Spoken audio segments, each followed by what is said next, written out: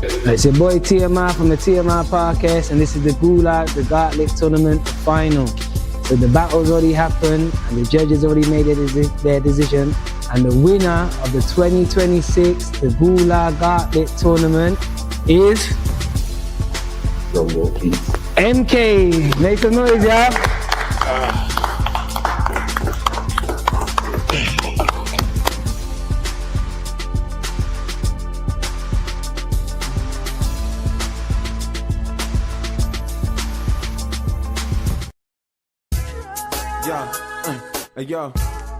Yo, I swear it was like around the times when things were going well, when we had to pack guns and then Asher went jail, and then a couple months down the line, me and Morgs thinking about my nigga doing mad time and his mums. Then I hugged her, I don't know how it came around like this. Then she looked and said, look after the album, Swiss, and make sure that you learn something out of this. And the thought of it makes you wanna, that's her only son, take away your boy from his mother, that's a lonely mum. Protect yourself with a loaded gun, just one of the rules, and Asher weren't the only one. So, for the fact that it's nothing fun when the niggas trying to put 6 in your gut and run. I don't wanna be another bum, there's another million niggas like me in another slum. But look at what the summer done, couple shootouts, niggas dead over something dumb. A light-skinned Simon for Surrey Lane fell down the trap, body got severed by the train. Come on dog, I ain't forgetting Wayne died 97, but I still see him in my brain. All the pain and the memories, niggas in cemeteries. We lost father, I pour a little Hennessy, man, and we bring back them if we can. I shed tears from my eyes with the pen in my hand. I'm just trying to stay alive, can't tell if I can. And these niggas wanna put a shell in my man, damn. Yeah, sometimes I just wanna cry, I don't wanna live, yeah, sometimes I just wanna die. But what am I can't act like I'm not alive. Got a whole family to look after, so I gotta try and not. Even though granny's in the last years, gotta stay strong, fuck hanging at the glass stairs. Time's moving fast, I don't wanna be the last hair. Hanging around my house, sitting in the armchair like does the Lord half care? They're just eating bread while everybody starves there. Look what happened to the motherland, they don't wanna treat blacks the same as another man. And just cause our skin's different colour and I don't change colour, but they called me a coloured man. There's only so much you can take in when your head's nappy with the shade of a slave skin. The ghetto spent most of my days in, I ain't in prison but I feel like I'm caged in. And I don't even need a chorus, it's the type of number that I dedicate to Stephen Lawrence. And it's gutted down here, everybody's broke, we just need money down here, yeah. No, we don't wanna work for them, cause we wouldn't be broke here if it weren't for them. No, yeah, there's a lot of work to begin here, but first I gotta start most of my work within Pierre. Cause right now I'm an addict for weed, it's so deep I don't even know what happened to me. I gave my life to the streets for the masses to see. My family didn't like it when I hang around with G. My brother went jail, I was trying to bang out a key. Ran out of weed and even fell flat on my knees. Got off my face and fell right back on my knees. One of my friends offered crack to me, could you believe? That could have been my downfall, but I didn't agree. If I could get most of these people just to listen to me. Don't let the streets get the best of you, take it from P. They don't want us making money, so the odds of us getting out the ghettos like none out of free. Release me from these mental chains, now I just wanna be free. I just, inside every time that I hear another's died, I just act like I don't even care, for real. Cause I don't wanna kill my own, but if niggas come for me, I ain't tryna be alone, blow. Whatever will happen, it gets done, and it's gonna take more than the mothers against guns. Cause last year they said they was gonna direct funds. When it comes down to it, the government gets dumb on us. They were supposed to give a few mil. Last time I heard something, they ain't done it yet still. They should put a ban on every gun that's real. They're looking for murderers and they're the ones that kill. Who gave these clowns the authority to teach and knowledge me? I don't care about his philosophy. All these fake fantasies just soften me. I don't want this on my conscience, please get off of me. Cause they don't want me to know where I'm coming from. If they did, then I would know where I'm going done. I need some real answers, they ain't showing one. Why do you think my heart's so cold and I'm going numb? Cause we don't care no more, it's past hurt. I don't wanna shed tears no more. Ready to die for the cause, I don't fear no war. This is how I'm living till I ain't here no more. That's the way I'm gonna die, I don't fear no law. Wanna tell me lies, I don't wanna hear no more. I'm ready to stand up, I don't stare no more. Till everything I'm against isn't here no more. It's so real. Yo, what's good? Welcome back to the TMI podcast. Make sure you like, comment, share, and subscribe. Leave a comment down below. Make sure your notification bell set on all so you know when we next go live or when we next upload. And we are here. So as we know, Julio Foolio's obviously killers, they got found guilty, as we know. They may be given the death penalty, and we have one of his killers now pleading for his life in the courtroom. Roslyn Marston, salute. Now we have one of the killers in the courtroom pleading for his life. He killed Julio, and then now he's pleading for his life. Make that make sense? How you wanna act bad and wanna kill people, and now when it's your time where you could be getting killed, now they can be giving you the death penalty. Now you're begging for your life. Was it worth it? So let's get into the video, chat.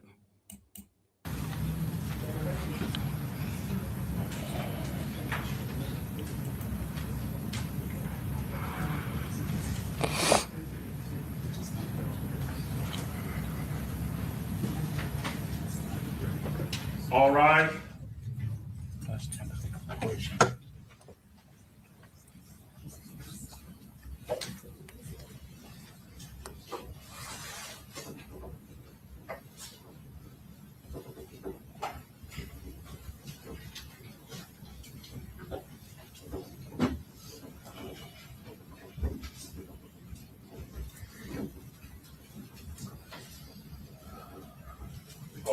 Okay, very good. Everyone have a seat.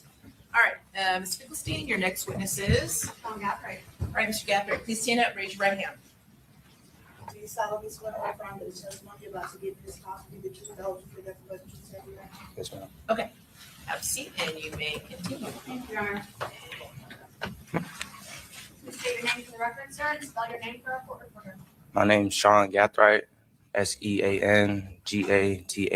What's your date of birth, sir? I was born on October 20th, 2005. Mr. Gathright, you've heard people speak here today on your behalf and yesterday. Man was born in 2005, yo. That's what I'm saying. Just a pit me. What's that? Yeah, like 21 years old. Damn. And I know that you wanted to address the court and the jury.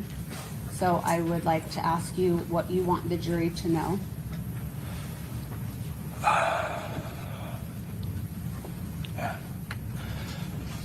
I just want to address the court today, and, I'm not here to dispute anything.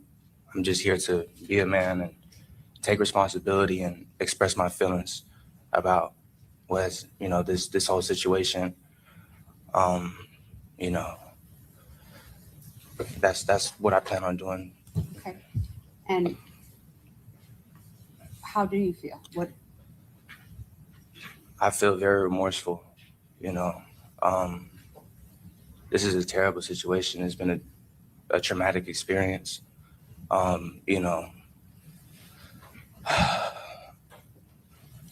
me ask you this. So Yeah, so he has to say that because he knows he could be getting the needle. So he has to say he feels remorseful.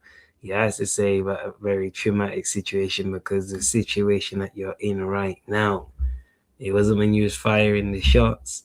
It was knowing that you can get the needle. It's been a traumatic experience. let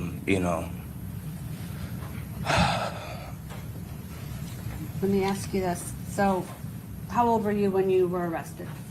I was 18 years old. We heard that you had started some college, obviously probably didn't get very far, right? Right. So he was 18 when he killed niggas. That's crazy. What have you done since you've been in jail? Is there programs? Are there things that you can do there? So, I've gotten into programs. I've also, I grew up, in church and, in a Christian household. So I refocused my, life to Christ, and, I've taken a lot of religious programs. I've read the Bible from cover to cover. I've tried to, share some word, and, we have prayer circles in the jail and stuff like that. I've led a couple, prayer circles, and I've tried to, kids around my age or, younger, since I'm 20 years old now, when you turn 18, you go to the adult pods and stuff like that. So if I see somebody who I see, has a lot of potential and has a chance to keep them from, basically being able to be corrected at this opportunity and not come back, I try to take them under my wing. As you see, I have a lot of resources and a lot of family that love me, and they've even, asked me like, hey, is there anybody in there who doesn't have somebody like that who, could we send them some money, like, anything like that. So I've tried to, be a vessel for God to pour over my blessings into those around me. We heard from Mr. Benoska, who said that, in prison that there is opportunities at times to be a mentor, or you do orientations and peer-to-peer things like that. Is that something that you'd be interested in doing? Of course, I definitely want to, try my absolute best to course correct anybody from falling down a path that they don't have to take, especially the youth. I feel like that's my calling that God has put on my heart to, be a mentor to the youth and be a positive influence in this world.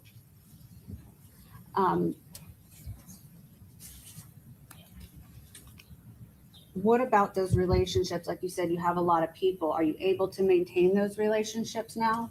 Yes. So, everybody who I, maintain a relationship with wasn't able to all be here today or, even testify. But, I talk to them daily, weekly, bi-weekly. I cherish my supporters very deeply, and I want to maintain a relationship with them for the rest of my life. And I know, we're not going to talk about the case itself, right? But you said that you were taking accountability, you felt remorseful. Tell us what you mean by that and what statement you want to make. To the victim's family, I want to send my deepest condolences, and I understand that it's hard losing a child, a best friend, a brother, a cousin. And for that, I just cannot say sorry enough. I feel terrible about the situation, but I'm a firm believer that God can use anything for good that the devil wanted for bad. And so I am grateful for the people I've met, for the lessons that I've learned, for just this experience in general, because it's one that I'll never forget, and it's going to shape the rest of my life. Sounds like there's that saying, it's kind of cheesy, but you make lemons out of lemonade or whatever. Lemonade out of lemons. Somehow. I obviously don't make lemonade, but it sounds to me like you are going to try and make the best of a bad situation. Does that sound about right? Of course. And are you going to continue to do that? Of course. I'm going to try to, continue a humble life. This is him literally fighting for his life right now. That's how real it is. He's literally fighting for his life right now. So he has to say anything. I want to see if the judge buys it or not. Righteous life, try to do the right things at all times, and, Will you apprise yourself? We've heard about some courses and programs and things that you can get involved with to stay busy in prison. Is that something that you plan to do? Yeah, so hearing Raul's testimony was, the first glimpse that I have of, what prison could be like. I want to stay as busy as possible, stay away from bad apples. I want to keep a job, get into programs, try to get into any vocational things I can do, try to, keep my record clean to, go to the best incentivized things and have visits with my family. And, I just want to just stay out the way, just want to make everything, peaceful as can be. Even knowing that you're not getting out of prison, you want to make the best of your stay there? Of course.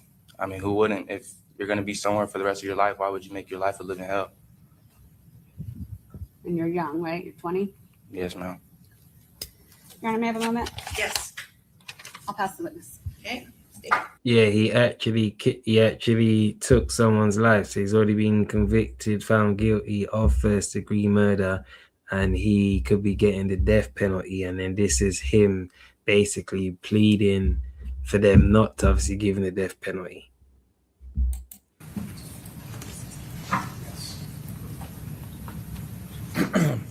You would agree with me that Charles Jones was young too, wasn't he?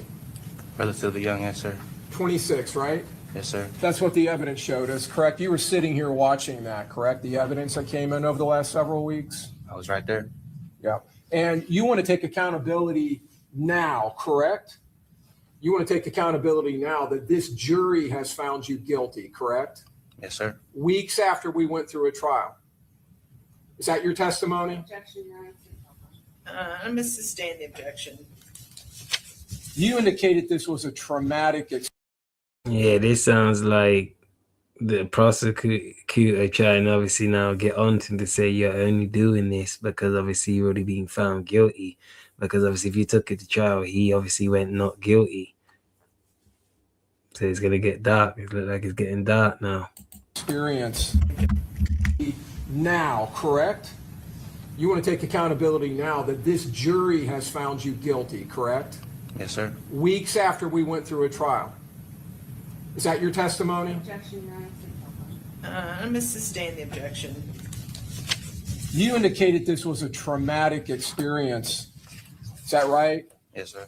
That's what you just testified to, correct? That's what I said.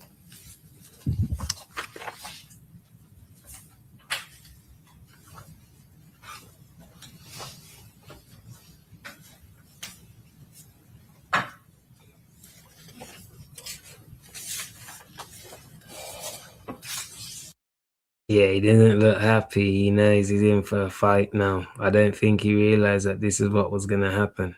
He thought he can just say what he was going to say and then just get away with it like that, be that. But nah, And like, you can see it all in his face. He's not happy right now.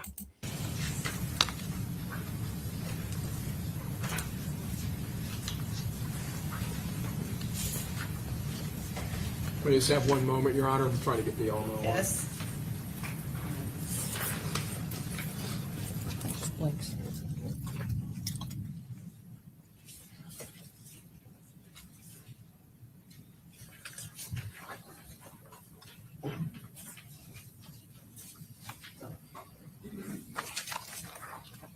Thank you, sir.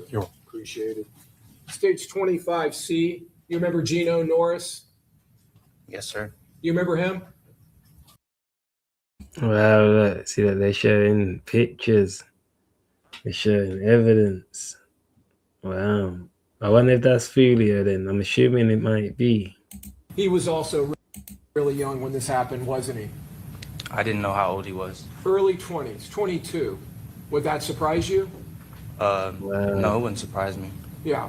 Gino Norris, who's not a gang member, who's Charles Jones' friend from the time they're children. That's the legal basis. Okay, come on up, counsel.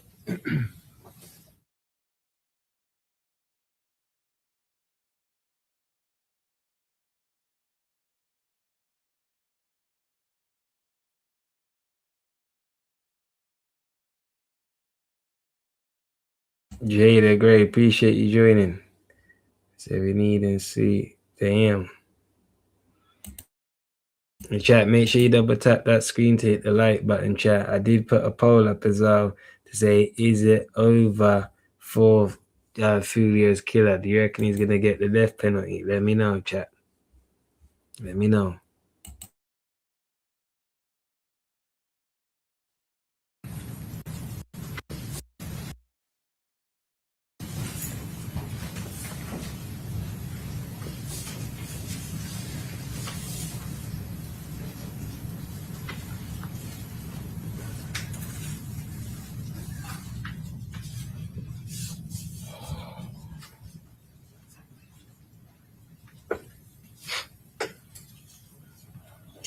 C, Xavier Edwards. 25C, Gino Norris. and you saw the autopsy photos of Charles Jones. My question to you is, after you and your friends inflicted that carnage on June 23rd, and as you were running States 2059C, this is actually you running to shoot them, but when you were running back past that Tesla, were you feeling a lot of trauma at that point? Nah, he wasn't. You see, I'm telling you, they're here to cook him. They're here to cook him. That was so long ago. They see that he can't even answer properly. That wow. We're running States 2059C. This is actually you running to shoot them, but when you were running back past that Tesla, were you feeling a lot of trauma at that point? It was so long ago. I try to not remember anything from that night. Were you remorseful as Ryan, appreciate you joining. Yeah, no, he definitely is scared. He's fighting for his life right now. He's fighting for his life. This or the death penalty, literally. you were running back with that AR-15 in your hands? Like I said, I try to remember nothing from that night. Remember anything from that night. At that point? It was so long ago. I try to not remember anything from that night. Were you remorseful as you were running back with that AR-15 in your hands? Like I said, I try to remember nothing from that night. Was it traumatic to you as you went back to the car with that AR-15? Was it still smoking? Was it still warm in your hands from firing it? Sustain the objection. Were you feeling remorse as you were getting back into the Impala? Like I said, I just try to focus on today and moving forward. So the next day, that Impala, that was your car. You drove that around, right? It was your mom's, but you drove that car, correct? Yes, sir. It was my mother's car. Right. And that was the car you drove from Jacksonville to Tampa in, correct? I'm going to object beyond stuff. I'm working to a point, Your Honor. Okay, why don't we just get there? All right.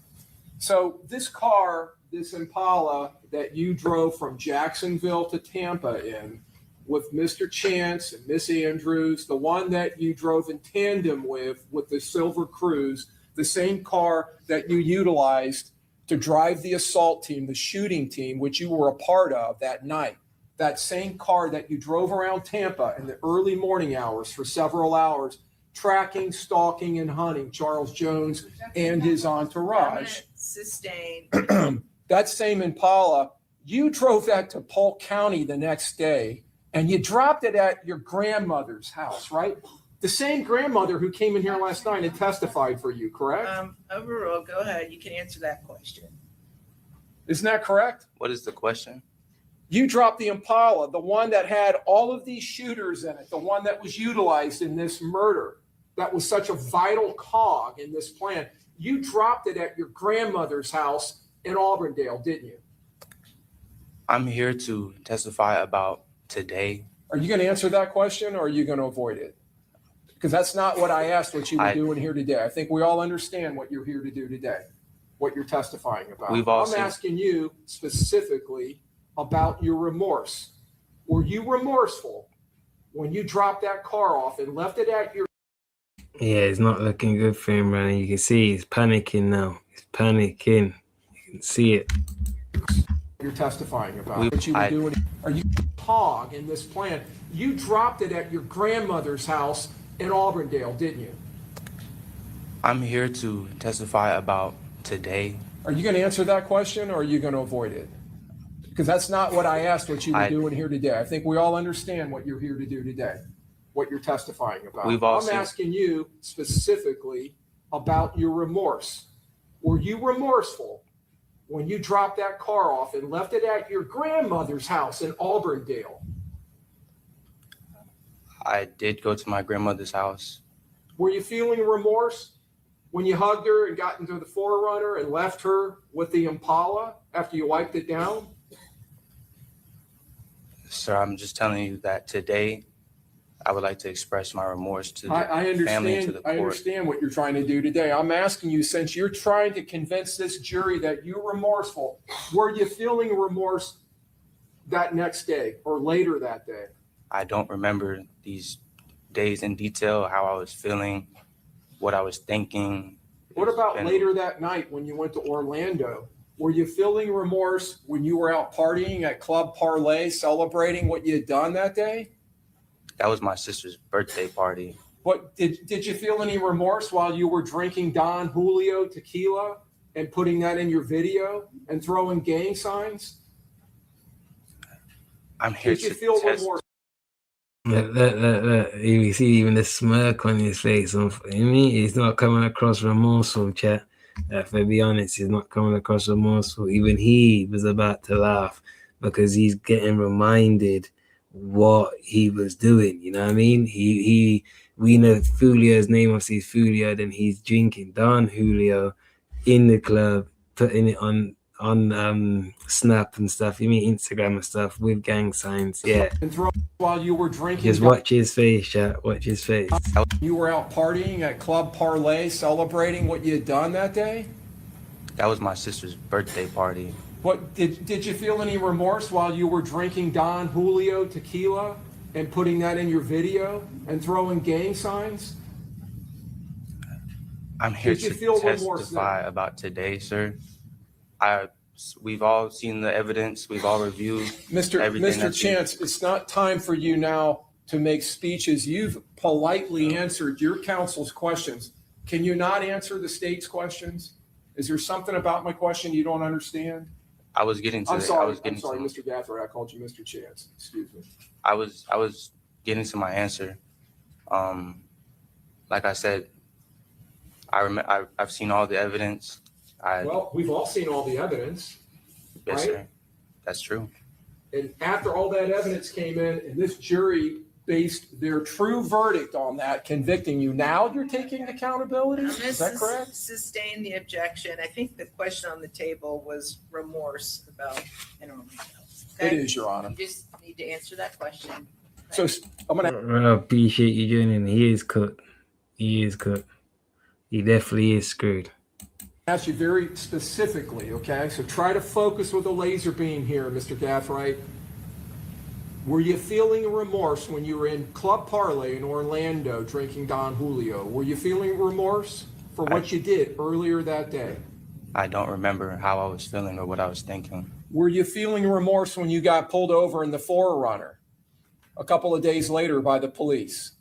I don't remember. I was nervous. I mean, I had never been involved in any police. Were you feeling matter. remorse when you were unloading the Impala and putting all of that evidence into the Forerunner? Did you feel remorse? Sir, I told you I don't remember how I was feeling or what I was thinking in those days. Mr. Gaffright, you have led, you would agree with me, an extremely privileged life, haven't you? Yes, sir. You would agree with that, correct? I would. You've had a loving mother, correct? Yes, sir. A loving sister, correct? Yes, sir. You've had two wonderful grandmothers, correct? Yes, sir. You would agree with me, right? I couldn't deny that. One of which probably, I'm assuming, sacrificed and paid for you to go to that private school, that preparatory school, correct? It wasn't paid. It was a magnet program, so I had to apply, and it was a lottery system. It was a lottery system. Okay, so it was a magnet. Yes, sir. All right. She supported you going there, did she not? Everybody did. Gave you open use of her house, welcomed you, treated you, and parented you basically, didn't she? Yes, sir. Took care of you when your parents were deployed, correct? Yes, sir. At the time, I was living with my grandmother. Both of my parents had been either retired or out of the military. I was just living there more so. I needed a change of scenery, and my relationship with my father wasn't sustainable. Okay. This is when you're in Oxford with your grandmother. Yes, sir. The nice lady we saw earlier came in here. Yes, sir. The one that has supported you and spoke so lovingly about you, correct? Yes, sir. And so you went to this preparatory school, And whether you got in there through a lottery or not, you would agree with me, not everybody gets to go to a school like that, correct? The lottery school the magnet school I went to was in middle school when I was living in Jacksonville. The school I went to in Oxford, it was just a public high school. A public high school. Yes, Okay, my mistake. So you went to that preparatory school in Jacksonville. Yes, sir. But again, that school was not something that every kid gets to go to, right? Oh, sir. Not every kid gets to have a counselor and a role model like Mr. Edwards, correct? No, sir. I was very blessed. And not many children get to fly in planes with their stepfather, correct? No, sir. And fly around in Asia and get to see islands off the coast of Okinawa, correct? No, sir. I was And go on very camp- blessed. You are very blessed, aren't you? Yes, sir. And not every kid gets to go to Scotland, right? No, sir. Or Ireland, No, sir. or Paris, No, sir. or London, No, sir. or Spain, No, sir. Cape Town, or Johannesburg, or Uh, both in South Africa. Cape Town. Cape Town, beautiful city, right? Yeah. You got to go experience that when you were growing up, correct? I did. Because you had such loving people around you supporting you, correct? Yes, sir. In fact, your grandmother went with you on that trip, did she not? Or not on that one, but on the ones to Several Europe, trips. correct? Yes, sir. Yeah. Yes, sir. And we heard you got to meet up with your sister in one of those trips, correct? I did. I had the privilege. So you always had someone there taking care of you, and you always had good, strong male role models, including people at your grandmother's church and your stepfather, Mr. Harrington, correct? I had male role models in my life growing up, but in my more formative years, more so 16 to 18, I did not have a relationship with my father, and the male role models that came and testified, they were present, but not intimately as whenever I was younger, maybe middle school years. But when I turned around 16 to 18, it was the females that actually had that caregiving and, nurturing relationship with me. But Thank you for clarifying that. I appreciate it. yes, So, sir. Towards the more recent years, Mhm. I didn't have that one-on-one and very close relationship with, those male role models in my life. You heard my stepfather say, after the divorce. I did hear that, Mr. Okay, again, appreciate you joining. He said, damn, he's done. Yeah, he's done. He definitely is. He's already got life, but I believe he's going to get the death penalty as well. But chat, appreciate everyone in the building. Make sure you double tap that screen chat to hit the like button, and make sure you subscribe if you're new and if you're enjoying the content. Chance. Let me stop you, Mr. okay, Gafford. and we'll go back to my question. I'm sorry? Mr. Gathright. Wonderful grandmothers, correct? Yes, sir. You would agree with me, right? I couldn't deny that. One of which probably, I'm assuming, sacrificed and paid for you to go to that private school, that preparatory school, correct? It wasn't paid. It was a magnet program, so I had to apply, and it was a lottery system. It was a lottery system. Okay, so it was a magnet. Yes, sir. All right. She supported you going there, did she not? Everybody did. Gave Yes, sir. you open use of her house, welcomed you, treated you, and parented you basically, didn't she? Yes, sir. Took care of you when your parents were deployed, correct? Yes, sir. At the time, I was living with my grandmother. Both of my parents had been either retired or out of the military. I was just living there more so. I needed a change of scenery, and my relationship with my father wasn't sustainable. Okay. This is when you're in Oxford with your grandmother. Yes, sir. The nice lady we saw earlier came in here. Yes, sir. The one that has supported you and spoke so lovingly about you, correct? Yes, sir. And so you All right, went my to this buddy. preparatory school, and whether you got in there through a lottery or not, you would agree with me, not everybody gets to go to a school like that, correct?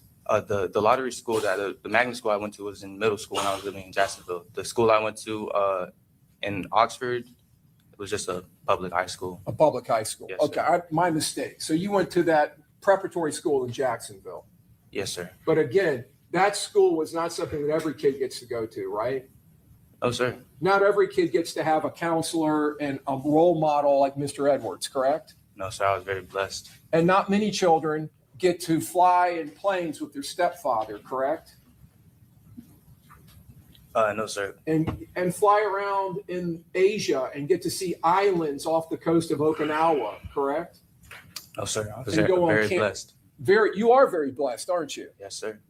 And not every kid gets to go to Scotland, right? No, sir. Or Ireland, No, sir. or Paris, No, sir. or London. Yeah, Rob, no, you're right there, Robbie. Definitely not built for it at all. Definitely not. Or Spain, No, sir. Cape Town, or Johannesburg, or both in South Africa. Cape Town. Cape Town, beautiful city, right? You got to go experience that when you were growing up, correct? I did. Because you had such loving people around you supporting you, correct? Yes, sir. In fact, your grandmother went with you on that trip, did she not? Or not on that one, but on the ones to Several Europe, trips. correct? Yes, sir. Yeah. Yes, sir. And we heard you got to meet up with your Yeah, sister. you're right there, Gina. Yeah, niggas is nuts. You get me? He was 18, you know. He was 18 when he committed the crime. 18. In one of those trips, correct? I did. I had the privilege.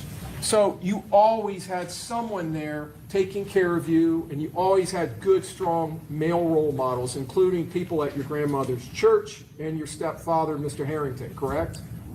I had male role models in my life growing up, but in my more formative years, more so 16 to 18, I did not have a relationship with my father, and the male role models that came and testified, they were present, but not intimately as whenever I was younger, maybe middle school years. But when I turned around 16 to 18, it was the females that actually had that caregiving and, you know, nurturing relationship with me. But Thank you for clarifying that. I appreciate it. yes, So, sir. Towards the more recent years, Mhm. I didn't have that one-on-one and very close relationship with, you know, those male role models in my life. You know, you heard my stepfather say, you know, after the divorce. I did hear that, Mr. Chance. Let me stop you, Mr. okay, Gathright. and go back to my question. I'm sorry? Mr. Gathright. I'm sorry. I keep calling you that, Mr. Gathright. Let me go back to what you said earlier. Between 16 and 18, you didn't have a male role model? Is that what you're telling the jury? I'm not saying I didn't have any male role models, but day to day, you know, young men need strong. That's not what I influence. asked. I asked if you had a male role model between 16 and 18. I had a figure that I could go to, but not intimately. Mr. Edwards, right? Yes, sir. He had stayed in contact with you even when you graduated into high school, correct? Yes, sir. We definitely maintained a relationship, but And he It seemed was. to be pretty enthusiastic about that, right? yes, sir. In Yes. fact, you went on a cruise with him at some point, did you not? Yeah, when I was younger, yes. We had Okay. a very close relationship. And then from what you're saying, if I understand it right, the females, I'm assuming you're talking about your grandmothers and your mom stepped into the gap? Yes, sir. Yes, sir. It was grandmother's, mother, sister. Those So are those are let my me girls. see if I got this right. When you were being brought up, and you were being brought up by a mother who was enlisted or an officer in the military, an officer, wasn't she? I don't know exactly what her rank is. I know she was a sergeant. But in the Marine Corps. Yes, sir. She was in the Marine Corps. All right. And then you had a stepfather who was in the Air Force, right? Yeah, he was. From the time you were 3 all the way up to when they divorced in 2020. Yes, sir. All right. They taught you right from wrong, correct? Yes, sir. And we Of heard course. that from your Yes, sir. grandmother, Yes, sir. right? Yeah. Of course. Yes, sir. Miss Lyle. She told us the same thing. Right. They brought you up in the church.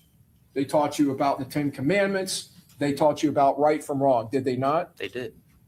All right. And they were excellent role models about living your life in a disciplined, honest, and right way, correct? And being law abiding, correct?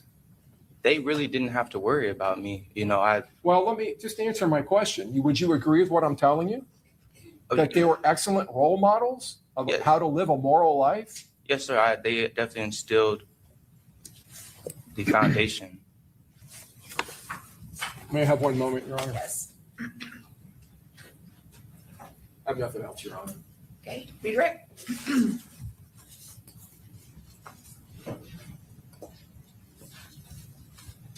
Mr. Mr. Gathright, despite Yeah, remember, chat, he's already been found guilty of first-degree murder, but he can be sentenced to he can be given the death penalty, and obviously that's what he's up there now trying to fight for him not to get the death penalty.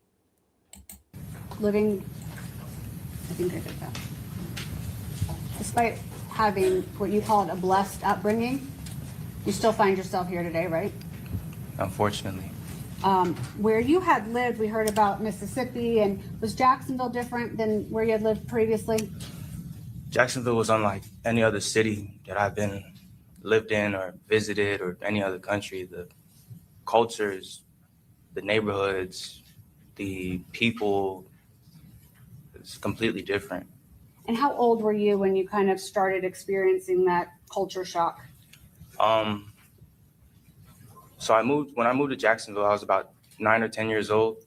You know, I didn't really know much about what the streets were, quote unquote, the streets were. It was more whenever I got to high school and I wanted to leave the magnet school that I was at. I wanted to be at more of a neighborhood school to be around the people I grew up with, because at the magnet school is just 30, 45 minutes away. I, you know, didn't really know anybody. I wasn't as close as the people who I grew up with.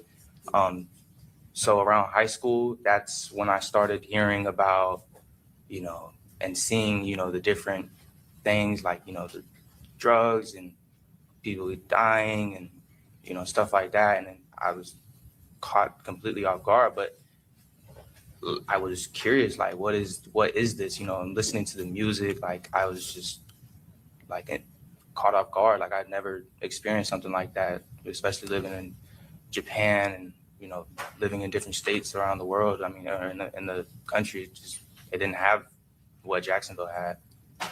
And we've heard from a lot of people that knew you, and I think it's been a pretty consistent theme that you were mature and, you know, smart and interested in things. But you were still what? How old around that time? I was 14, 15, you know. I definitely would consider myself to be smart and, you know, mature for my age, but Still curious? I was still a young boy, you know. I still am a young man. You think you were kind of impressionable? I would characterize myself as, you know, at times being naive, gullible, impressionable, and yeah. And so despite that upbringing, are you finding yourself, you know, you're in a different culture now, but you still want to be as successful as you can? Yeah, so being in the jail, you know, I'm by myself, especially in a city so far away. I don't know anybody, so I took this time to focus back in on myself and just get back to the basics, you know, what I know, you know, and without anybody being in my ear or influencing me. You know, I've cut out the noise. You know, there's not many distractions in jail. You know, it's the same thing every day. So I started to work out and, you know, programs, try to educate myself more, plan, you know, stuff like that. Everybody asks themselves, or everybody asks God for things, you know, what we want from what we want God to do for us. But a lot of the times we don't ask what God wants from us. And so I've asked God that question, you know, what do you want from me? You know, I'm asking all these things from you. What do you want from me? And he told me that he's calling me. Like, I feel like my calling, or what he told me, was to be there for the youth, serve the youth, keep them from going down similar paths, because there's a better way. And the streets is not the way. The streets are not the way. Even having everything, trips and privilege and church and grandmas and Yeah, you're realizing now the streets ain't the way, because everyone that you was around and all the gang members that you was around and all the gang signs you was throwing up, no one ain't there for you now. you still can find yourself going down a wrong path, right? Objection leading. Sustained. And you feel that that's your calling? Yes, I want. Objection non-responsive. Well, I think it's more asked and answered, but you can go ahead and answer. Just yes or no. Just answer yes or no. Do you What feel was- that you're calling? Just what you were describing. Yes, I do. I would like to. Well, Question, no. I'm sorry. Yeah, Okay. no. You just gotta wait for a question, okay, Mr. Gathright? Yes, ma'am. He barbecue chicken to him. He barbecue chicken. Yeah. Nasty work. It's over for him. It's over. Now, And that is now he it, won't bring yeah. God in it. Now he won't talk to the youth. Yeah, now he's a Nah, pastor. you Yeah, barbecue chicken, yeah. nigga. Yeah. Like you was a well-rounded person. You done been in Japan. You done been places people have never ever seen in their life, and that's what you choose to do with your life. Nah, you Exactly. barbecue chicken. Like that's why I say you couldn't have had no real OGs around you. You couldn't have had nobody that cared about you around you because they would have snatched your ass up. And I'm gonna be blunt, nigga would have snatched your ass off the street like, nah, this ain't you. You know what I mean? Carry your ass to school. Go do something better with yourself. Yeah, he was definitely a crash out. Yeah. Definitely was sent out there. He was only 18 when he done the drill. 18, bro. But you done traveled to Japan and all over the world by 15, 16. Mm-hmm. You went to private schools. You do like this ain't you. This ain't your life. That's why I say you couldn't have had nobody around you that cared about you because I'm not letting my young boy do that. Like, nah, that's not you, bro. Hey, carry your ass to school. Like, you feel me? Mm-hmm. That's how we do. I'm from. We pull niggas off the block like, yo, nah. We know you. Like, we know you, nigga. Nah. Jason Tatum. That's what he look like. I don't know if you know who Jason Tatum is, but he like a basketball player. Nigga making like 300 million. A little light skinned nigga though. Look up Jason Tatum. If you won't pull the picture up and compare, you probably like, yeah, you right. Like, nah, nigga. Yeah, niggas, like real niggas ain't gonna have you on the block doing stupid shit, pulling drills, doing shit. Cocaine says, shake my head. God has a plan for you. Went the other way. You know, that's a fact.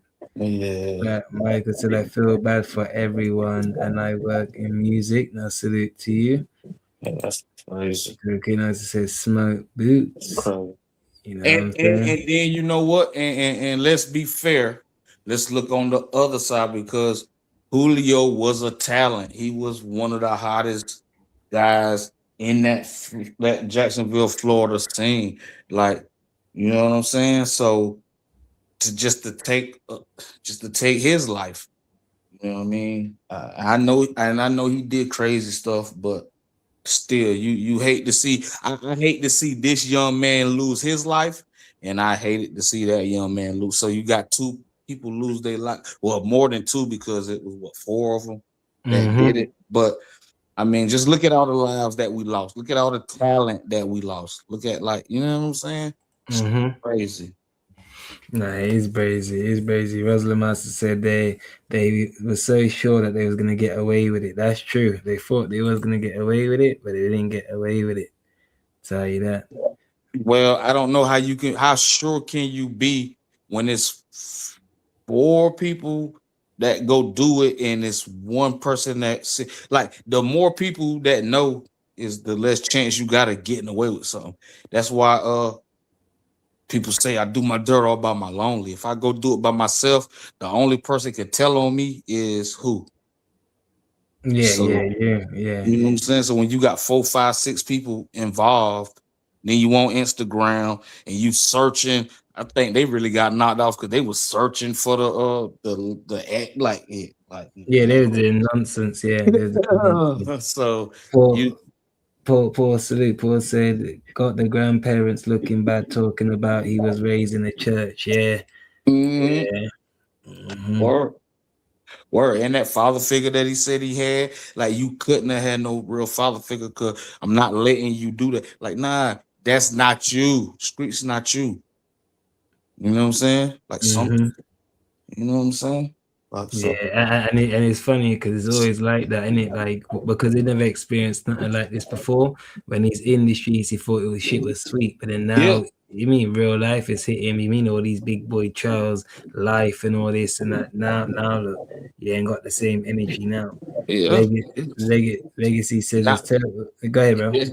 But you know it got to be crazy though, TM, to try to just to even fight to get out. That's why I said it sounded like a plea. So if you see me earlier, then I said thanks for the context because he done got sentenced. But now you just trying to get out the death penalty. Yeah. So Yeah. it sounds like a plea though. Like, you know what I'm saying? It sounds like, yo, Mhm. I'm trying to get the last time I could get. No, you through anyway. You just hope that they don't kill you. Yeah. Or Yeah. Yeah. you Yeah. hear what I'm saying? Yeah. So Yeah. that's Yeah. crazy. Like that's your plea. Like that's you doing all this just not to.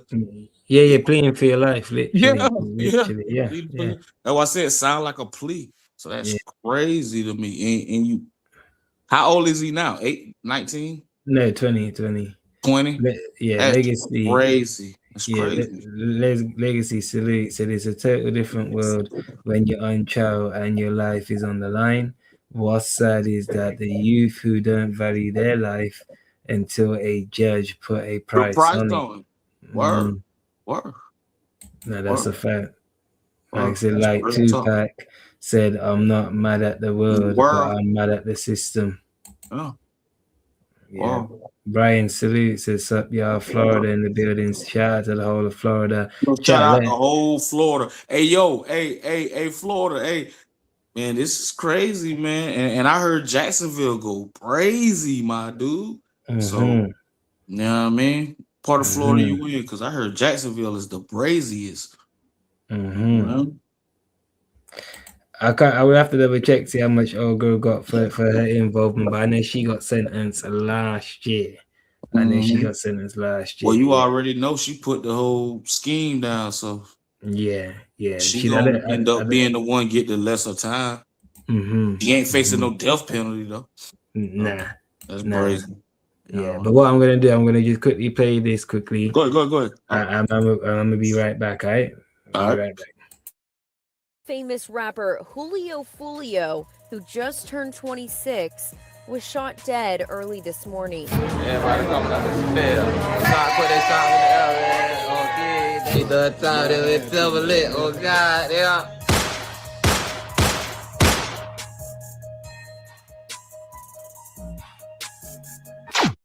Now, normally I talk about gang beefs within and around England. However, in this video, I'll be taking a deep dive into the ongoing tragic gang war within Jacksonville, Florida, which has claimed the lives of over a dozen people, with the war becoming deadly once again after the tragic death of Foolio, whose rap lyrics and words would come back to haunt him. Jacksonville is a large city within Florida, and is in fact the largest city by landmass within continental USA. The city is home to around 971,000 residents. However, what a lot of these residents are unaware of is the ongoing and dangerous gang war taking place within the streets of Jacksonville, with it becoming dangerous to be outside near the hoods that have become territory to each gang. With the gangs gaining mainstream success when rappers like Foolio and Young and Ace would start dropping violent diss songs towards each other, with these two rappers having been involved with a violent and deadly gang war within the streets that has spanned years, but has sadly resulted in dozens of deaths and other violent incidents within Jacksonville. Now, the gang war I'll be discussing is that of KTA versus ATK, which has gained recognition as it has become very dangerous. ATK is a street gang based around West Jacksonville. The gang shares the same territory as another clique known as Youngin Gang. This set was repped by Youngin Ace and his boys around the mid-2010s. However, ATK has become more prominent in recent years, with the name ATK being an acronym for Ace's Top Killers, Aim to Kill, and simply Attack. Another clique that rolls with ATK is known as NHG, or No Hospital Gang, with these two gangs sharing the same membership and beef. The ATK gang has actually been around for years, with the older generation of gangsters going by DMT, or the Money Team, before changing their name to NHG. Prominent members of ATK include Youngin Ace, Queso, Fast Money Goon, and YBZ, with the gang gaining loads of attention in 2021 after dropping the extremely disrespectful track Who I Smoke. The ATK gang has beef with A Block, PYC, and most importantly, 6 Block from North Jacksonville, with this being the main beef I'll be discussing. Now, the 6 Block clique is a group of gangs based around the Hilltop Apartments and Moncrief 45th, Northside Jacksonville. This area is actually known to be extremely dangerous. Originally, the 6 Block gang was referred to as PCE, or Problem Child Ent, with a few older members from the area still repping the PCE gang. However, since then, the 6 Block gang has become more prominent. 6 Block actually shares some membership with A Block and 45th, with these gangs forming cliques and sharing the beef with ATK from West Jacksonville. It's also to note that in recent years, offshoot cliques and gangs have begun to emerge. An example of this would be WAWG within Northside Jacksonville, with prominent prominent members of this set being La Croca, K Shorty, and Zabo Stunna. The WAWG gang also shares the same beef as 6 Block, but these offshoot cliques and gangs can actually get confusing, so for simplicity's sake, I'll talk about the main bodies between KTA and ATK, and I'll refer to both sides of the beef as KTA versus ATK. Now, in recent years, members of 6 Block and nearby YNR from Westside Jacksonville would link up and create an alliance, this being referred to as KTA, which is an acronym for Kill Them All. The KTA alliance includes the gangs 6 Block, YNR, and Vontaland, and is the gang associated with popular rapper Julio Foolio, whilst the ATK alliance includes the gangs NHG, YG, Rollo Way, and Backstreet, and is the gang associated with Young and Ace. However, you may be confused as to why these two street gangs, based on completely different sides of Jacksonville, have a deadly rivalry. Now, the beef between ATK and KTA would begin around 2017, when a member of ATK known as Trey Shorty would be allegedly robbed by a YNR member known as Tony Cho. Following this robbery, Trey Shorty would seek retaliation and would get the drop on a PCE or KTA member's home. This member known as Zion or TJ, which is an acronym for Tweaking Jit, with Zion even being the cousin of popular rapper Foolio. Anyways, Trey Shorty would gain access to Zion's house and would begin to shoot at anyone in sight. Zion would be gunned down within the house, as well as his two little sisters who were 9 years old and 16 years old at the time. Sadly, Zion would be pronounced dead on the scene, and his two sisters would luckily make a recovery and would identify Trey Shorty as the shooter in court. Trey Shorty would be arrested following the murder and would be charged and found guilty for the triple shooting, with him later being given life in prison. It was also alleged that Young and Ace had something to do with the murder, however this isn't confirmed. Rest in peace, Zion. The death of Zion would affect KTA members, with it seriously affecting Foolio, who by this time would begin to drop songs in the streets, with him previously getting active around 2013 and 2014, with Foolio even being shot by rivals at 15 years old, as a case of mistaken identity following the murder of a rival member. The death of Zion would actually explode the beef into a war, with both gangs seeking retaliation for their fallen friends, which is crazy as some 6 Block members and some ATK members actually used to chill with each other, with them often featuring in music videos before the beef would get heated. It would be during 2017 and the first few months of 2018 that members of KTA would be plotting to catch any ops from ATK, with them looking for any chance to kill, and it would be on the 5th of June 2018 that KTA members would find their retaliation, and Young and Ace would lose 3 friends in one night, and he would be shot 8 times. On the 5th of June 2018, 3 members of the Youngin gang, including 23, Quan, and 4, as well as Young and Ace would be celebrating the birthday of 23. Earlier on in the day, Young and Ace would be observed on Instagram Live with his 2 friends and brother, with the 4 ATK members documenting their day on Instagram. However, what they didn't know was that members of KTA would be watching closely and would be looking for any chance to get their retaliation. It would be on the night of the 5th of June 2018. All 4 members, including 23, 4, and Quan, who was actually Young and Ace's blood brother, would be eating at a restaurant. After leaving the restaurant, the members would drive for a few minutes before coming to a red light. What they didn't know was that rival KTA members would be following closely behind. The KTA members would lean out of the car and would shoot multiple rounds into the car full of ATK members. Young and Ace would be hit 8 times, whilst 23, 4, and Quan would all be pronounced dead on the scene. Following the attack, Young and Ace would be rushed to hospital. He would luckily survive, however. He would have lost 2 of his closest friends and his blood brother in one night. To make things worse, Ace would be arrested in the hospital for breaching his probation, as he was seen posing with guns. The murders have gone unsolved till this day, with no one being arrested for the quadruple shooting. Following this violent attack, Foolio and other KTA members would be disrespecting the incident heavily on social media, with Foolio even taking to Instagram as he thought that Ace had died, before finding out that Ace survived the attack. Following Young and Ace's release from prison, he would also post on Instagram telling Foolio and KTA members that they would pay for the murders, with the beef becoming very deadly around this time, with it now being published on the internet. It appeared as if Ace wasn't lying, as only a month following the triple murder, 1,200 members would catch a KTA or 6 Block member known as Trey D, who was a well-respected member of the gang. He would be shot dead by rival gang members at the Out East reunion on the 21st of July 2018. The alleged killers of Trey D were thought to be 1,200 members, which is a gang that has had beef with KTA gangs and is affiliated with ATK gangs. Now, the war within the streets would begin to gain mainstream attention, with the young rappers on each side beginning to get successful within the music scene, with Young and Ace and Foolio gaining millions of views, with Ace even dropping a song titled Pain. This was in response to the quadruple shooting he had survived. Due to the fact that 1,200 was also killing KTA members, it wouldn't come as a surprise that only a month after the death of Trey D, KTA members from 6 Block would get back and would kill a prominent member of 1,200 known as Spaz on the 25th of August 2018. Spaz was actually close with Spinabenz and Wapa Wit Chapa. However, members members of 6 Block would spot him at a Rains High School football game and would shoot him along with 2 other people, leaving Spaz dead on the scene, whilst the other 2 people shot recovered.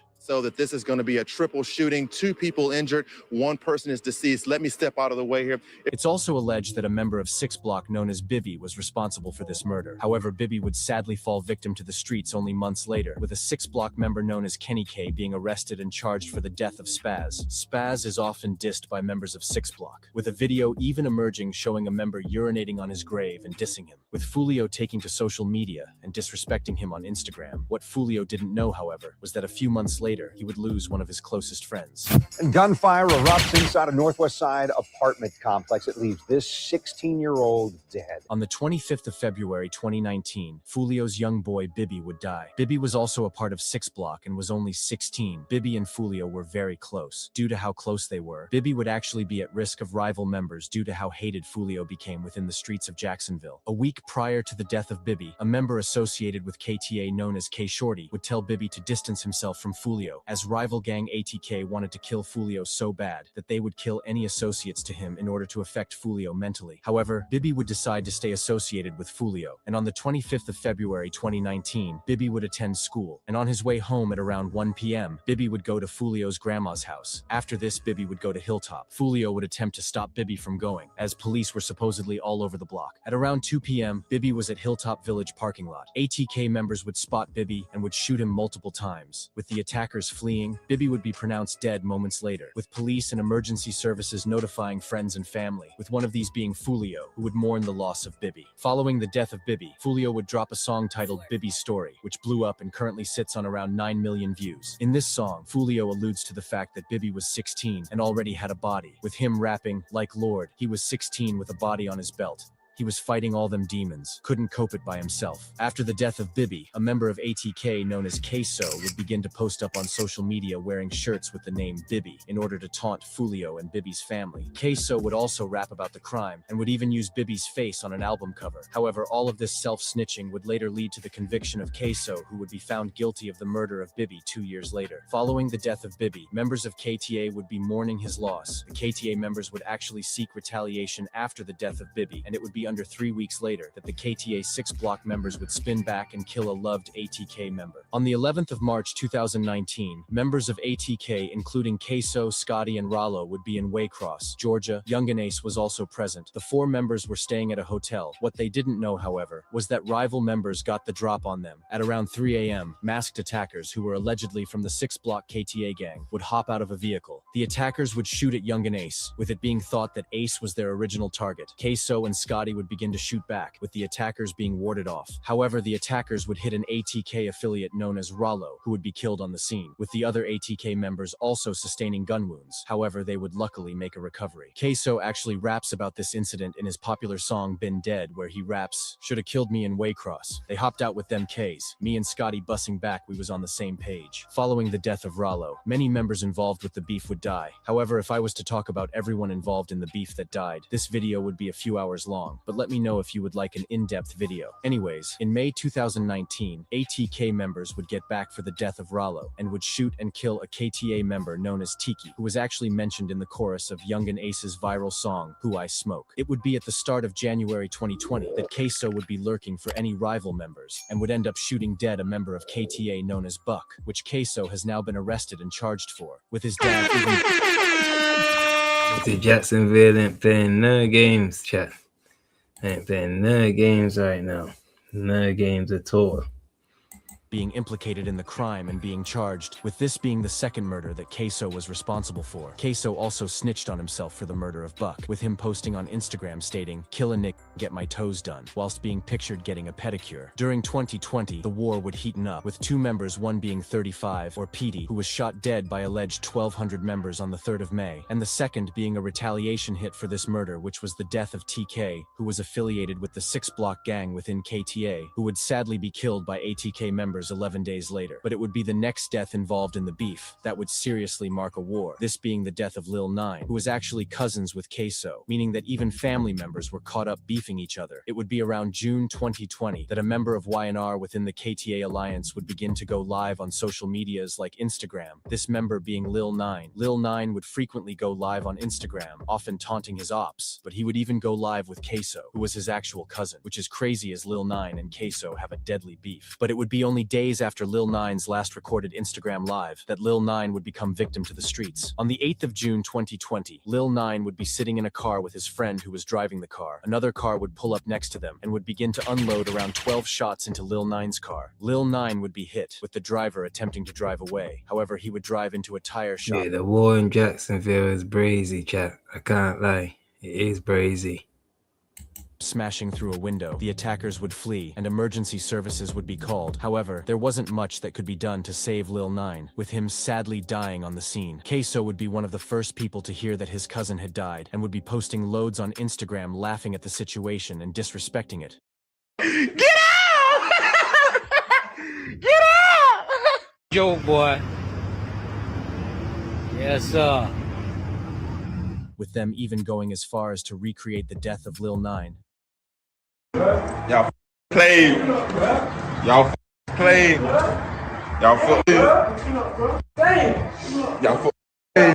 Y'all. Rest in peace, Lil 9. Lil 9 is often disrespected by ATK members, with the ATK members often mentioning his name within songs, with him also being in the disrespectful chorus of the popular song Who I Smoke. Following the death of Lil 9, Mookie from A Block would be shot dead by members of 1200 in August 2020. 6 Block would then get back in September 2020, shooting dead a member of 1200 known as Lou Leakey, who is mentioned loads within songs from Jacksonville rappers. In November 2020, a member closely aligned with KTA 6 Block known as Spaz 2 times would be shot dead by alleged KKG 1200 members, with the death of Spaz 2 times hitting the local Jacksonville rappers hard, with a member of KTA known as La Croca even rapping on a song featuring K Shorty titled Fuck the Ops, with him rapping, "Nick gonna die if they bring up Spaz. Got 100 round mags, boy you won't get far." And it would appear La Croca wasn't lying, as during February 2021, 2 members of 1200 would die together, these being the deaths of Michi and Bevel or B5, with the alleged killers being members from the 6 Block KTA gang. It would also be in 2021 that both KTA and ATK would begin to really shine within the underground drill scene, with Young and Ace and Fast Money Goon gaining millions of views on the ATK side, whereas Foolio, La Croca, and K Shorty would be gaining millions of views on the KTA side of the beef. And it would be in March 2021, only a month after the deaths of Michi and B5, that ATK members would drop one of the most disrespectful drill tracks, this being titled Who I Smoke, with the rappers sampling Vanessa Carlton's 2002 hit song 1,000 Miles, with the chorus of the song dissing 4 dead 6 Block KTA members, with the rappers rapping Who I Smoke, Bibby, Who I Smoke, Tiki, Who I Smoke, Lil 9, with each person named being followed by the ad-lib And I Miss You, which was from the original Vanessa Carlton song. Vanessa Carlton also received a lot of backlash for approving the sample of the song, with her taking to Twitter stating, "To the white folks that have been expressing anger and shock over my approval of 1,000 Miles usage in the Spinabenz, Wapawitta Choppa, Young and Ace and Fast Money Goon song Who I Smoke, I invite you to ask yourself why you feel this way." Foolio would see the attention that Who I Smoke gained, and a month later would return fire, with the seriously disrespectful song When I See You. In this song, Foolio would also sample a pop song, this being Fantasia. When I See You, Foolio would be depicted within the music video, dancing on graves, and even having a printed out picture alluding to the quadruple shooting resulting in Ace losing his 3 friends in 2018. However, what makes this song eerily creepy to listen to now is the bar Foolio would rap, with him rapping, "Went out to eat on his birthday, 4 shot, 3 dead in the worst way. He kept dissing on me. Now we are smoking 23. What no one was expecting was that Foolio would end up dead 3 years later, with him dying in the exact same way he had been dissing 23 for dying in. Following the releases of these rude songs, new eyes from all around the world would be watching the Jacksonville beef, with the songs released by these members gaining tens of millions of views, with the Who I Smoke song currently sitting on around 50 million views, and When I See You sitting on around 47 million views. Even even though the music was popping for both gangs, this didn't change the fact that there was an active war within Jacksonville. Now, it would be a few months following the release of Who I Smoke and When I See You that a prominent member associated with KTA would find himself facing life, this being K Shorty, who on the 28th of September 2021 would spot a member of 187 Boys named No Face. K Shorty would then shoot him multiple times, killing him on the scene. No Face would actually be close with Spinabenz, who has also gained attention in the drill scene, dropping songs like I Don't Smoke Kendre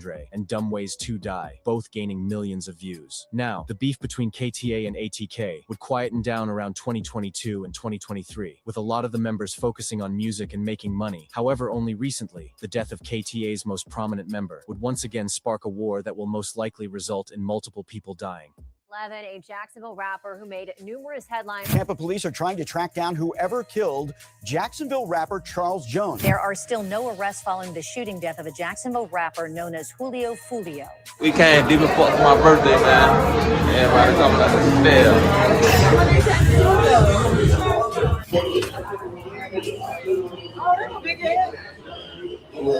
On the 23rd of June 2024, Foolio would be partying with friends in Tampa, Florida, as it was his birthday. During the night, Foolio was active on Instagram, posting updates and showing where he was at. Foolio would then update his followers during the early hours of the morning, showing him walking into an Airbnb with girls. He would also have dropped an address to a pool party. However, what he did not know was that members of ATK would be watching and waiting for any chance to get the drop on Foolio. Foolio would leave the party and would travel to a Holiday Inn where he was going to stay for the night. Whilst he was on the way to the hotel, members of ATK would be slowly following, and on arrival, the attackers would open fire, shooting all 4 members in the car, killing Foolio, which is crazy as this is the exact opposite of what happened to Young and Ace and his 3 friends years prior. Foolio's windshield would be shot up dozens of times, with Foolio being pronounced dead on the scene, which is crazy as he had dissed 23 for dying on his birthday. Since the death of Foolio, which was around a week ago, no one has been arrested, with a murder investigation being launched. Young and Ace would drop a song only hours after the death of Foolio, this being titled Do It. This song gained loads of attention and currently sits on 5 million views and is number 5 on trending YouTube music. Ace wouldn't stop there and would go to the studio making another song which just released, this being titled Game Over, which as of now has amassed around 1.5 million views in only 13 hours, which just shows how much attention the gang war has right now. Young and Ace would drop the preview to Game Over on his Instagram, with the Foolio account even commenting calling it trash, with this prompting hilarious responses like Granny's voodoo is working, the fuck, and also references to him being rebooted. The Game Over song would drop at 6 p.m. with this being a sly diss towards Foolio, as Foolio was a part of the 6 Block gang and often repped 6. In the Game Over song, Ace raps, 5 in the morning, I got a call, what is this? Dead on the floor, dead on arrival, Mr. 6. This just being one of many bars within this song where Ace disses Foolio. He also raps, 4 in the car and 1 of them dead, 3 got hit. Another thing Ace would rap would be, tell the ops come outside and slide for 6. And it would appear that members of KTA would be sliding, as only days after the death of Foolio, a member of 1200 known as Fizzle would be shot dead at an intersection within Jacksonville. Fizzle was actually Leakey's blood brother, meaning that both brothers had become victim to this ongoing war. Fizzle was also a dad of 3 and was closely aligned with 1200. Following the death of Fizzle, members of the KTA alliance would be quick to start posting. Fetty Osama from A Block would post a picture of Foolio on Instagram following the shooting, and La Croca would also take to Instagram, posting this, great win today, fellas. Took care of business. That's what we needed. Enjoy your next 2 days with your loved ones, everyone. But don't get too comfortable because we still got a lot of work to do. The loss of Foolio is a big loss to rap and the KTA alliance, with KTA members mourning his loss and preparing for a war within the streets. If you have learned anything from this video, make sure it's to stay away from the streets, as this life never leads to anything good, either jail or death. A prime example of this is Foolio, who had millions of dollars and millions of streams, but due to his gang ties, he was killed in the exact same way his op was killed. Rest in peace, everyone in this video. If you enjoyed, subscribe and like. Yeah, that's crazy, chat. That is crazy. And as we saw, his victims, you know what I mean? Well, his killers, is over with for them. You know what I mean? We will find out if they get the death penalty or not. But chat, why am I hearing that NBA Ben 10 got shot again? We already is aware of the story with All-Star, JR, and obviously NBA Youngboy, but Ben 10, right? And he got shot and whatnot. We already know about that. Well, now, allegedly he's been shot again. Something strange is happening in the streets of Baton Rouge because so is NBA Benton really that bad where they're trying to get him up out of here? He literally just got shot. Something strange is happening in the streets of Baton Rouge because this article just came out.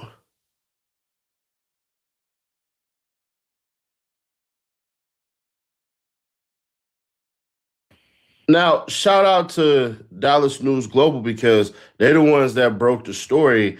And I'm going to be fair, square, obvious, and honest. Ben 10 actually responded to this shit before it even became news.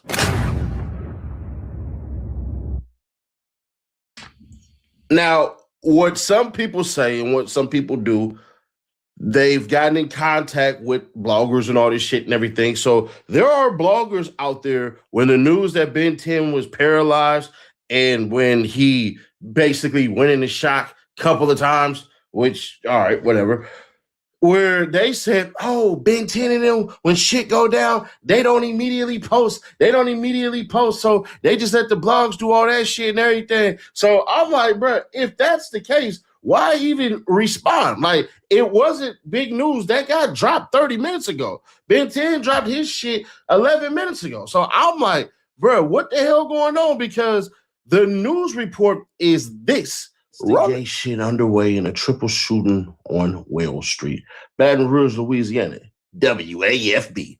An investigation is underway after a shooting in Baton Rouge sent 2 people to the hospital. According to Baton Rouge Police Department, officers responded to shots fired call around 10 p.m. Tuesday in the 4400 block of Wales Street near Valley Park area. 3 gunshot victims were reported at the scene. 2 of those victims drove themselves to a hospital in a private vehicle. There is no word on their condition at the time. New information here just into the newsroom a couple minutes ago. A triple shooting in the Valley Park area sent 2 folks to the hospital last night. Baton Rouge police say the shooting erupted around 10 o'clock last night on Wells Street. You're seeing an overhead look right there. We're told 3 victims were shot, and 2 of those victims, they arrived at the hospital by car. There's no word on their condition at this time, and as we continue to learn more about this ongoing investigation, we will let you know. In the meantime, if you know anything that can help investigators try to determine what all went down, give Crime Stoppers a call at 344-STOP. As always, you can remain anonymous. That QR code is going to put 10 in your account. 1, 2, 3, 4, 5, 6, 7, 8, 9, 10 in your. Shy, salute. Appreciate you joining. Said, no, not Crime Stoppers. Nah, I hope it's not true. I hope this ain't true. I really do hope this ain't true. If that's the news clip, if all of that shit exists, if Ben 10 is not known to just turn around and then troll the situation or whatever the hell that is, I don't know. Because remember the shit with Bezo 187 where Cuz dropped low. Y'all remember this? Backstage or whatever, and 10 kind of handled one of the bodyguards, got into one of the bodyguards, one of the YB bodyguards, protecting him. You know what I'm saying? And tripping, and YB was telling him, chill, like, you know, so they basically got into it, and 10 told him, like, man, you ain't about to handle me like no hoe. I ain't no, you ain't about to handle me like none of these niggas. YB stole off on him. After YB stole off on him, them niggas beat the fuck out of him. But YB normally don't steal off. He normally do that. He beat like that all the time. I heard that's how he treat niggas. My head up when I heard that YB stole off on 10 and he let some other jump on him. He let it jump on 10 like that. Man, he disrespected a bodyguard. Him and YB got into it. YB told him, chill the fuck out. Like, you know how YB talk. He handling them. YB handling them. You know, so he telling him chill the fuck out, you know, and dude, they get into it. How they have it. 10 nigga, you ain't about to handle me like no hoe. Like, I'm gonna get your ass. I ain't none of these niggas. They get into it. Him and YB stole off on him. 10 ain't gonna fight him. You know, 10 got that much respect and love for him. That's why he always on interviews. Ain't nobody gonna fight him. He just, that's right. He'll punch you and you ain't gonna do, you know, but yeah, he let somebody go. He let the big handle it. And so he left. So is that probably why he ended up going under junior once he went down in Texas? I wouldn't even say that. I don't, that shit so crazy, bro. I wouldn't even say, he went under junior for the simple, I don't know, bro. Like, it's just weird with that whole situation because at one point we was at odds with the Bezo 187. See this dude in the picture with me is OG3. Personal assistant. Now slide over. This him getting smacked down by the bodyguard we hired, not knowing he suffered a mental illness from the wars he been in for the U.S. I recorded the video. The security guard posted it on his main page with the music in the background. P.S. The third slide is me 3 and the bodyguard who was rawing y'all boys out on the road. And then it goes on right here. Bezo tag baby boy 10 and say, you gonna roll to me, bitch? And then he say, I send you my address under this post to your DM. I bet you won't pull up. Bezo say, send. He say, please sit your scary ass down. All you do is lie. Wait till I see you. Ben 10 actually literally dropped the whole address. This literally where Ben 10 had dropped the freaking address, like legitimately. Shout out to whoever crossed it out. Then I find all of this shit real weird.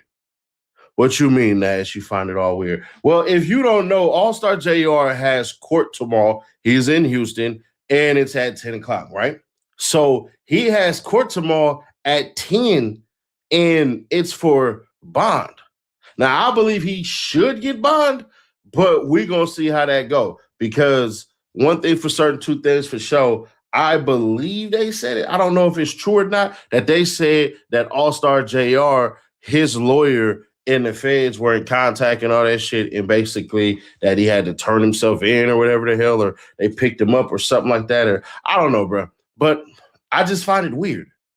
All this shit is all weird. Why is it that we were told Ben 10 doesn't mess around and say anything before, during bullshit or whatever the hell, he waits till afterwards, and then all of a sudden, you know, when I said what I said, he popped out like the Jack in the Box on that Friday. So either he's smart as hell, either he's smart as shit, and he knows what he knows, and he knows to feed bad information and get it rolling and all this shit and everything, or something happened. And he's trying to get ahead of it, or his team is trying to get ahead of it, or anything like that, because he posted an old ass photo. That shit that he posted in his story, that was actually old as hell.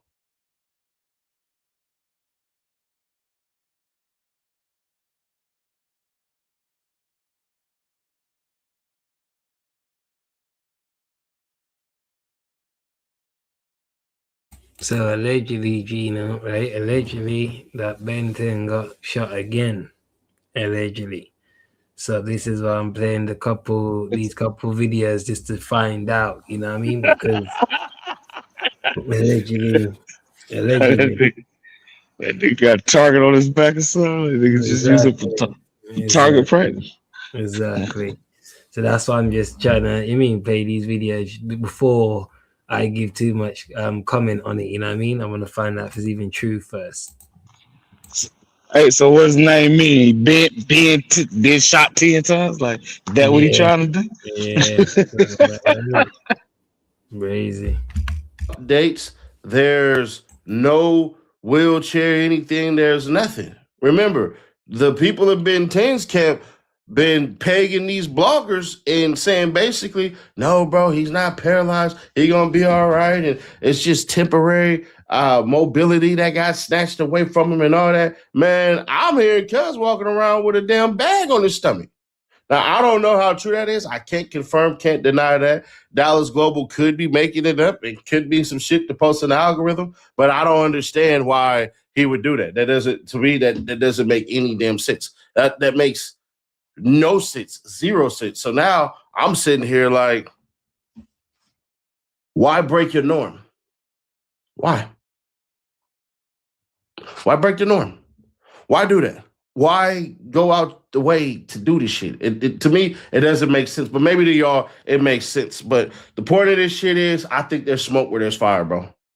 Is it possible he got shot in the leg or some shit? I hope to God. Now, I really, bro, and I don't want to seem like a freaking Ben 10 hater. I really hope nothing happened to him.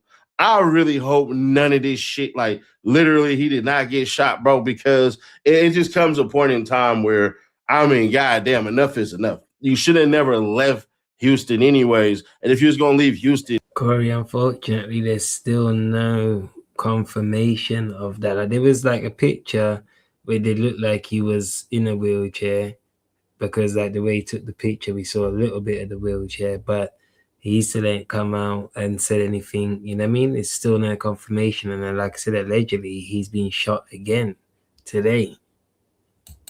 Going back home to Baton Rouge would be the worst thing you could do. Bro, they just smoked freaking Fredo, because he said he gonna beat everybody up who call him Fredo. They just killed Fredo Banks CEO from coming out the gym or whatever the hell. Apparently he ran on somebody with some money. And they like, bro, we finna come get that shit. Let me get to chat with Ross with it and see if I can get some more information about it, because it is brazy. In the altercation with All-Star JR, Prince Jr. Let's hear. Pray for Baton Rouge, man. Pray for 4K Trey, because the news has just come out. They're saying that Ben 10 from the NBA crew, who just got shot in Houston, Texas, in the altercation with All-Star JR, Prince Jr., Dead End Ron lost his finger. They're talking about Ben 10 in a wheelchair. Well, now news has just come out saying that Ben 10 might have just been shot again, this time in Baton Rouge. So this has been going viral on a bunch of pages on Instagram, man. And they're saying Ben 10 allegedly got shot again in Valley Park of Baton Rouge last night, and his condition is unknown. Now, look, this guy... Yeah, them boys spin the block fast, ain't it? If it's true, innit? If it's true, then that's nigga just get out of the hospital in the wheelchair, then nigga hit you up in a wheelchair. Yeah, and that's why I asked the question to the chat, like, is NBA Ben 10 really that bad? To me, he must be. They really want him up out of here. He must be ATM. That's like I forget who said though, but in the like, yeah, when you in the hospital, I done shot you, put you in the hospital, then I come put a plug, like, God damn, nigga, I can't recuperate yet. Like, yeah, they really want him up out of here. He must be a demon. Yeah, they really want him up out of here like that. Trust me. All right, I don't think I ever seen him without a gun in his hand. All right, but he is clearly a target. Okay, there's been attempts on his life before, and now damn near within the space of like a month, it sounds like they tried to kill him twice, man. It says Ben 10 allegedly shot.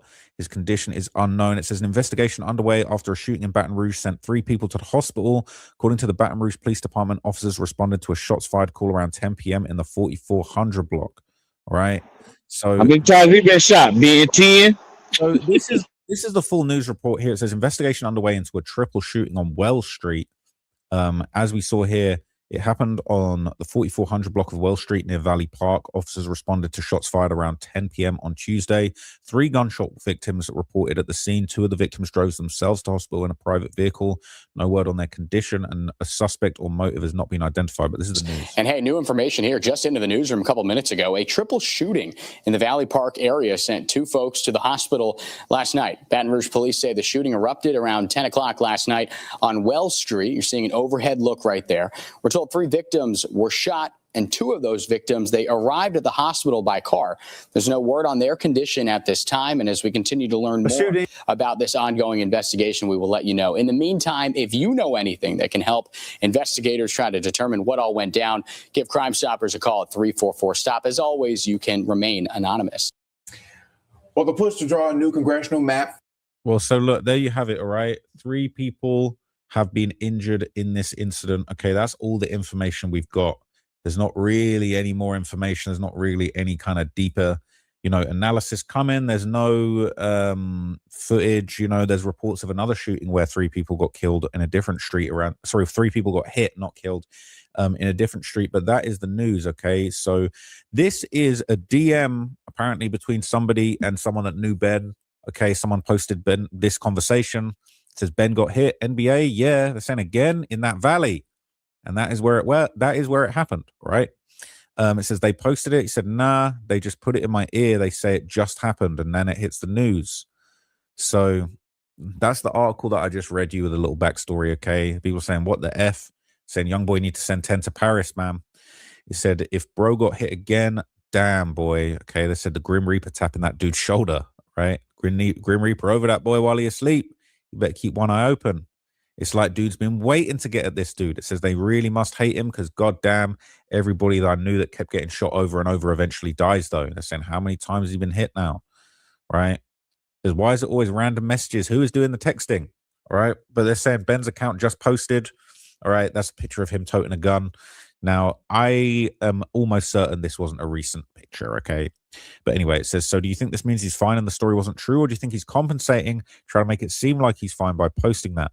People saying the devil's working hard these days. Sometimes you got to pay karma whatever you owe that bitch, right? Literally torture. What the F? Bro needs to go somewhere low-key and duck off. They're saying, shut up, Ten's a savage, right? They're saying he's becoming Baton Rouge's little Reese. I mean, he had to...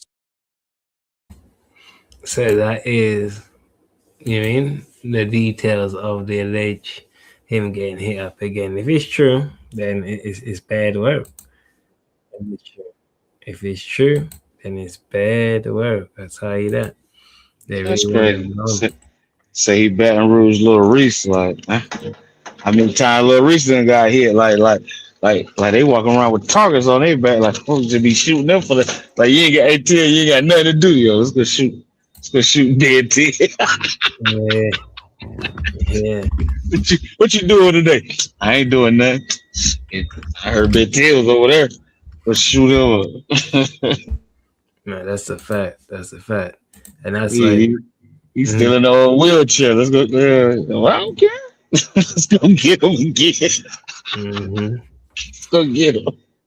Okay, so before we get up out of here, then let's obviously speak about the last segment. So the boy YNW Melly,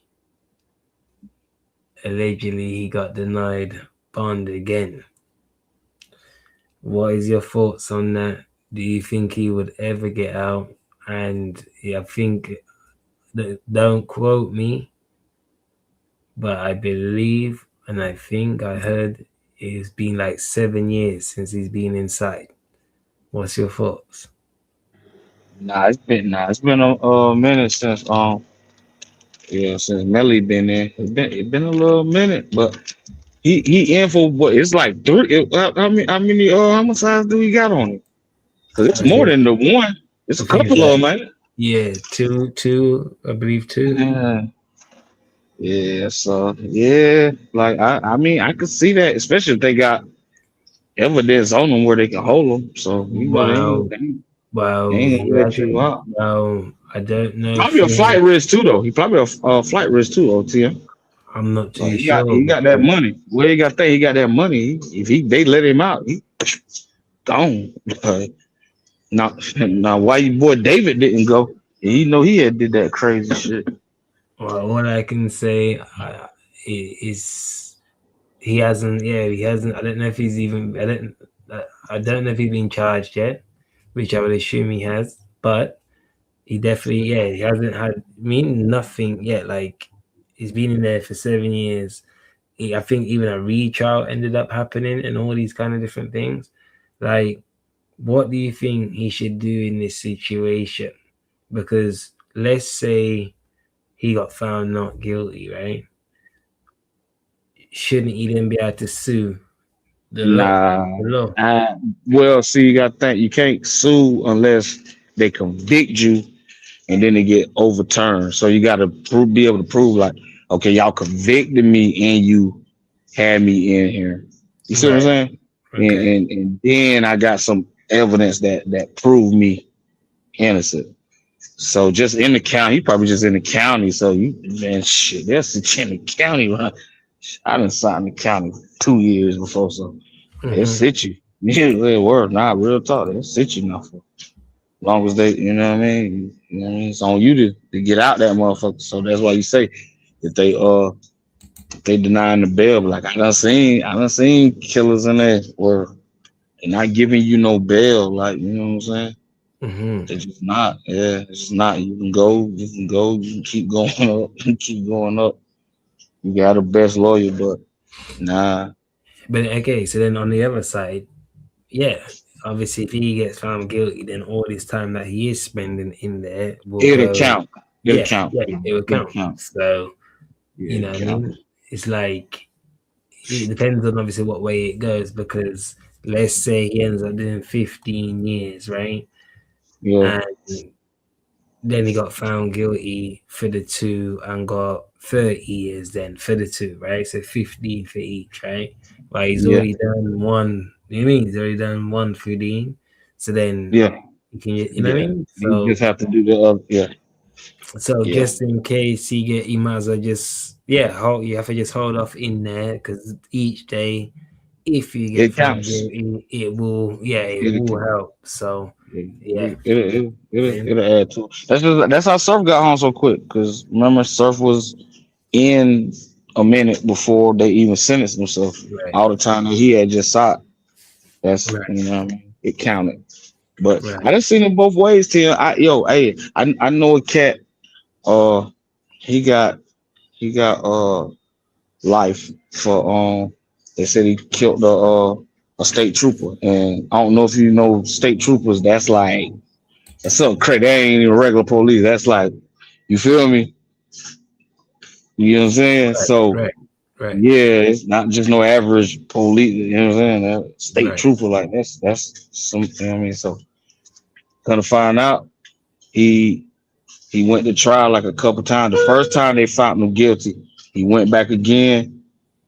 It was a hung jury, and then he went back again and he got found not guilty, but he had did like 25 years. Cat named Warren Manning.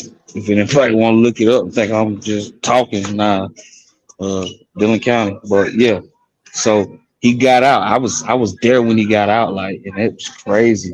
But But there's nothing he could get from it. he got a little something. I think maybe how they added it up, it might have been like 1.5. He might have got like $2 million or something.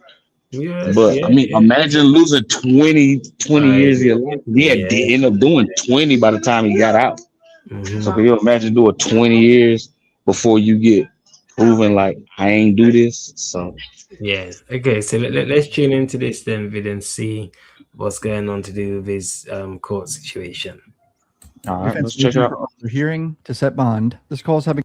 All right, here we go. Order denying defense motion for Arthur hearing to set bond. This call is having come forward and have been heard on April 30th. Defendant previously filed a motion to set bond on August 15th, 2023. The prior judge denied defense motion to set bond on September 22nd, 2023. A copy of order filed on September 22nd is attached. Sounds like he's going to adopt some of the same reasons the previous judge denied it. Defendant filed a second motion for pretrial release following mistrial on March 28th, 2025. Defendant filed a supplement and amendment for defense second motion for pretrial release following mistrial on April 29th. Court denied defense second motion for pretrial release following mistrial on May 12th, 2025. And then back on March 25th, they filed another motion for Arthur hearing to set bond. All right, here we go. The court had heard testimony from Audrey Cross, Nakaya, the manager of Hunter K or whatever, Kevin Corbett, Matthew Norman, and Victor Delgado. The court admitted states exhibits 1, 2, 3, 4, 5, 6, 7 in the evidence. The court took prejudicial notice of the prior jury trial, including the evidence admitted during the trial and the testimony of witnesses during the trial, with exception of any testimony and evidence that was subject to the omnibus order and defense motion to suppress 1 through 13, entered by the prior judge on December 20, 2023. Okay, so he used all the evidence in the first trial too, besides what was excluded in the whole appeal process that happened that delayed the trial in the first place. A copy of the order filed on December 20th, 2023 is attached. This court notes the omnibus order and defense motion to suppress 1 through 13 entered by the prior judge on December 20th, 2023 has been affirmed in full by the 4th District Court of Appeal. So the state lost the appeal. The judges were shocked in that appeal with how overbroad the search warrant was that Detective Moretti did on all of his social media accounts and his phone or whatever. The court finds Audrey Cross, Nakaya, Kevin, Matthew, and Victor are all credible after considering all the evidence produced by the state, all the evidence produced by the defendant, the entire electronic court file in the present case, the testimony of the witnesses, the evidence admitted during the prior jury trial, the testimony of the witness during the prior jury trial with the exception of any testimony about the motion to suppress again, as well as the arguments from the state and the defendant. This court continues to find that the state's evidence is arguably sufficient to convict and is not contradicted in a material respect, such that there is substantial question of fact as to the guilt or innocence of the defendant. Therefore, pursuant to Gallo versus Lamberti, this court continues to find the proof of guilt is evident and the presumption of guilt is great. So the judge is saying the evidence against Melly is very strong, and there is strong presumption that Melly committed these crimes, so he's not going to release him on bail. This court also adopts the reasoning contained in the prior order denying defense motion to set bond, filed on September 22nd, 2023, with the like you said there, G, you said, but they're saying that he got strong evidence against him, so that's why they're not letting him go as well. exception, this court does not make any findings that the defendant has been affiliated with violent gangs, as well as the court's prior order denying defense second motion for pretrial release following the mistrial on May 12th, blah, blah, blah. Now he attaches all the previous orders denying. So that's interesting. The one thing he does not agree with is that Melly was a part of a violent gang. And you guys know I've always said I don't think this had anything to do with gang stuff. The murders of Sack Chaser and Juvie, I don't think were gang killings or anything like that. Now, Melly's team put out a statement. The court, the state attorney's office, and all who observed this bond hearing should have been deeply troubled by the clear evidence presented regarding the inhumane conditions Mr. Dimmons has endured for over 7 years, with the last 3 in solitary confinement, while presumed innocent under our Constitution. Yet the court denied bond and allowed these conditions to continue without even acknowledging the shocking circumstances under which he has been forced to live. The irony in that, in the last 2 days, the nation saw a United States magistrate judge apologize to an individual accused of an attempted assassination of the president for his mere days in solitary confinement, and not a word by this court regarding that 3 years. Wait, what? The judge apologized to that guy? They're clearly upset with the judge that he didn't really even say anything about the solitary confinement. And I know Melly's accused of doing bad shit and a lot of evidence points to him, but there's people that do terrible shit in our country and they get to live in a prison with way better conditions than Melly. That's just how this country works. I know it's a very fucked up way this country works, but people that are accused of very bad crimes have better conditions than what Melly is in. But by his own words, he is enjoying it. He's acting like it's a mansion. He gets to shoot a basketball whenever he wants and have showers whenever he wants and watch anything on TV. Like he does have it a lot better than the average person in jail. So that's probably what the judge took in too. In the collective decades of experience shared by the defense team, we have never encountered such cruel treatment compared to what Dimmons has endured. Numerous colleagues across the legal community have likewise expressed disbelief and outrage at the conditions imposed in this case. Dimmons remains an innocent man in the eyes of the law. State failed to secure a conviction once, and we remain confident it will fail again. Unfortunately, it now appears that only a jury's verdict compelling his release will bring an end to his years of unnecessary and unjust punishment he has already suffered. And that's it. He's got to wait until the trial in January. I kind of predicted this. I was like, there's no way he gonna get out on bond. Like, I just feel like with what he's accused of doing, it is just not gonna happen. Like, I get there was a mistrial and everything and all the evidence, but this judge, imagine if Melly got out on bond and then they find out he did something with witnesses or some shit. Like, they would look so dumb. So that's the risk here. And I could just tell by the way this judge was talking and that whole hearing, he was not gonna do it, bro. Hit subscribe if you're new. Thanks for support. Peace out. Yeah, what is your thoughts on that? Then it's January next year. They're looking to obviously continue his trial. Yeah, I mean that's just crazy how it is over here, man. Because that mistrial, they can't prove it, but you still gotta sit until you either, you know what I mean. So it's kind of crazy that like they can't prove their case. They got you sitting in there. They can't prove their case, but your charge is so crazy. You know what I'm saying? They're not finna let you go. But after that mistrial. And I'm pretty sure he got a good lawyer, but he should have been able to get a bond after that mistrial. After the mistrial, but like I say, they probably looking at it like this motherfucker might run. Like, we got enough to kind of say we got him, and then if you let him out and he runs, so that's why you hear what the last thing he said. Like, they didn't want to let him out because they'll look stupid. Yeah, or you could tamper with the witnesses, isn't it? Yeah. So you got to think. Yeah. He got bread. He got bread to play with. So that's why they didn't want to let him out like that. Mm-hmm. That's kind of how Bootsy was too. When Bootsy was locked up, like they didn't want to let him out because you already know, like you say, you can intimidate the witnesses. You can start throwing that bread around. How long did Bootsy do inside? Woo! Bootsy started for a minute for nothing because he ended up. Yeah, he beat it. Yeah. I think he was looking at the death penalty too, right? Yeah. He was kind of like the leader of a Rico.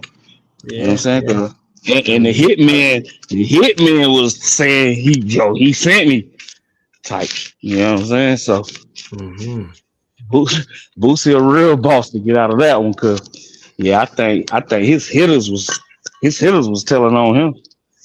Yeah. So that's kind of hard. That's hard when you got the people that saying, he sent me to kill somebody. That's crazy. You know what I'm saying? That's crazy. Mm-hmm. It's crazy. No, sure is. So what I'm gonna do, I'm gonna play this, which obviously is, you know what I mean? Just going back to the whole Melly situation, you know what I'm saying? Because it was a crazy one still. It was a crazy that YFN Melly joint here, play it because it's a crazy case. It's a crazy case. A crazy one. Yeah. As Melly's rapid ascent to fame in 2018 reshaped the group's dynamics, fractures began to form within the YNW collective. Firstly, Melly would have a falling out with arguably the second most talented rapper in the crew, Jay Green, which would cause the old friend circle from Gifford to go through some turmoil. Say you don't fuck with us and shit like that. So then when you come with us, you can't come with us because you already told everybody you don't fuck with us. How to make you look creepy. Now your old lady thought your plan was gonna work with you and Melly just working, trying to take off with you. Also, it'd be like, try to make up the money, and you know everything I say go viral. You know that. You know on you that they got damn fame shit. You know that. If the real fan can peep that, you gonna be changing. Like, who you get it from? Come on now. Jay Green later commented on the falling out in interviews such as Say Cheese, giving an answer that was both vague yet intriguing, saying that he chose to fall back because pride and egos were starting to cause problems, and that people didn't understand their position within the crew, while also adding that jealousy was becoming an issue without ever clarifying exactly who was jealous of who. Oh yeah, what was the falling out over? It was just like, it was like pride and ego. You feel me? Like, don't want to do this, don't want to do that. You feel me? It's like everybody want to be the star. Everybody didn't know their position. You feel me? Everybody want to play this other position. It's like I don't have those type of attitudes towards, you feel me, that I say I love. If I call you my brother, you my brother. You feel me? I don't got no jealousy or no hatred. No, you feel me? So when I see like that, I like to fall back. Right. So nigga might feel like I'm acting funny, whatever, but I'm just keeping it G. You feel me? I don't want to involve myself in that type of. But the beef Can I say something right quick? Just you can play it right back. But that sounds like y'all know who y'all playing with. Like, yo, nah. Once the shit got serious, like, nah, let me quit playing with this. Friend and one of the key members of the YNW collective. While Melly was undoubtedly the face of YNW, it seems that Sack Chaser saw himself as the kingmaker behind the scenes, the one who had built the brand and put Melly on the path to global fame. On his social media, Sack Chaser would often highlight the motto, lead, never follow, which he had also apparently gotten tattooed on himself. These early signs showing that he wasn't somebody who was necessarily comfortable with simply playing the role of a supporting act. And according to the YNW affiliate Jacoby Mills, Sack Chaser was the one aggressively controlling the core group of YNW, including Melly, or as Mills put it, Sack had mind control over them, as he would later tell the police during his interrogation. Sack is a crazy mother. Okay, we've been hearing. Sack is a crazy mother. Like, he is crazy. Like, he had mind control over all them. You know what I'm saying? Anything he said, they do. You know what I'm saying? So he had mind control of them. However, as Melly's rise to fame, police saying we've been hearing is crazy. The police say, yeah, we heard that. That's crazy. Leadership began to erode. This became increasingly apparent in July 2018 when he reposted a series of. Say that again, my bro. I think she said, wait, say that again. Oh, nah, I would just say, yo, that is crazy. The police say, yeah, we heard, like, that is crazy. That the police are like, yo, nah, we heard about that. It's crazy. An answer that was both vague yet intriguing, saying that he chose to fall back because pride and egos were starting to cause problems, and that people didn't understand their position within the crew, while also adding that jealousy was becoming an issue without ever clarifying exactly who was jealous of who. Oh yeah, what was the falling out over? It was just like, it was like pride and ego. You feel me? Like, don't want to do this, don't want to do that. You feel me? It's like everybody want to be the star. Everybody didn't know their position. You feel me? Everybody want to play this other position.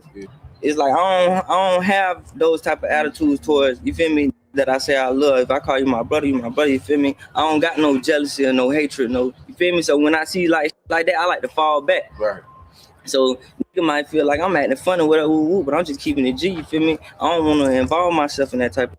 But the beef between Jay Green and Melly would eventually be solved by the end of 2018. But what Jay Green had said about pride and egos within the crew had at that point already caused a much more serious beef, one that would eventually turn deadly. There are many rumors about what this beef was about, but they all have one person in common, YNW Sack Chaser, Melly's childhood friend and one of the key members of the YNW collective. While Melly was undoubtedly the face of YNW, it seems that Sack Chaser saw himself as the kingmaker behind the scenes, the one who had built the brand and put Melly on the path to global fame. On his social media, Sack Chaser would often highlight the motto, lead, never follow, which he had also apparently gotten tattooed on himself. These early signs showing that he wasn't somebody who was necessarily comfortable. Yeah, more, but that sound like you, boy. to the YNW affiliate Jacoby Mills, Sack Chaser was the one. Oh, hell no, not way, mate. Hell no. I don't know, mate. I'm fucking with you. Lead don't follow. Like, yeah, I be making these niggas out here. Like, yeah, fuck wrong with these niggas? These niggas might be famous, but I made their ass. Word. Lead never follow, nigga. Aggressively controlling the core group of YNW, including Melly, or as Mills put it, Sack had mind control over them, as he would later tell the police during his interrogation. Sack is a crazy mother. Okay, we've been hearing. Sack is a crazy mother. You can't hear that shit now, ain't it? You know what I'm saying? Everything he said, they do. You know what I'm saying? So he had mind control of it. So he was telling it out the gate.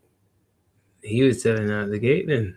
In Yeah. this investigation, he was telling, Yeah, but that's why I think niggas got to bind down, cause once the shit got real, niggas probably were like, damn, that nigga stack, we done cross that nigga Stacks, and then that nigga Melly just like, yeah, so that's why if you listen to the other one, it was like, yeah, nah, man, we ain't with that shit. Like, niggas just got jealous or whatever, like, but it ain't nothing. But you see what ended up happening to the However, as Melly's rise to fame began to accelerate, it appeared that things were slowly slipping out of Sack Chaser's control, as his desire to be seen as the group's leader and the reality of that leadership began to erode. This became increasingly apparent in July 2018 when he reposted a series of tweets from Future on his Facebook page, seemingly throwing subtle subliminal shade at Melly by implying that he had given him his style, from ad-libs to song titles to flows, and that he had been too humble for way too long. However, still, during Melly's No Jumper interview, released in August 2018, Melly would proudly show Adam 22 that he had both Juvie and Sack Chaser's names tattooed on his face, a move that would leave Adam confused at the time, as these kinds of tributes are usually reserved for people who are already dead. So what you got tattooed on your face? Tell me about it a little bit. What? On my face? Yeah. We got the heart on this side. All right. What's that say above your eyebrow on that side? Which side? Oh, either one. What's it? No, I got Sack Chaser right here. That's my brother. That's my twin. Okay. And I got Juvie. Juvie? My brother. Just a lot of your friends who passed? Yeah. No, them right there. Oh, okay. My brother's right there. My bad. I wouldn't get none of my friends tattooed on my face until they died. Yeah. I'm not a good friend like you are, apparently. For life. Now, some conspiracy-minded fans have even theorized that this was yet another example of Melly being a real sociopath who had planned the murders of his two best friends. Yeah, you got a per dad, man. He say, yo, I ain't a good friend like you know, man. I don't want no friends like yo.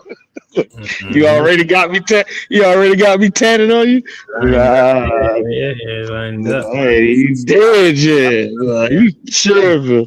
And got them tatted ahead of the killings. But while this conspiracy might be taking it a bit far, what is clear is that even if it wasn't pre-planned, the trio clearly had a very deep bond to get each other's names tatted. But unfortunately, when money and fame stepped into the picture, it seemed that this deep bond turned into an even deeper resentment. According to Melly, in his track Versatile, released June 15th, 2018, there was already a war brewing over the copyright to the YNW name, as the song was released the very same month as Melly's own mother formally trademarked YNW. However, as depositions later revealed, a man named Cortez Ash, aka Rashad Ash, had already filed for a YNW LLC back in March 2018. And to make matters more complex, Ash had allegedly been in a relationship with Melly's mother, who was also the owner of a brand called Cash Motivated. And during his 2018 interview on No Jumper, Melly could even be seen sporting a Cash Motivated chain, a topic he clearly avoided discussing. What's Cash Motivated, like it says on your chain?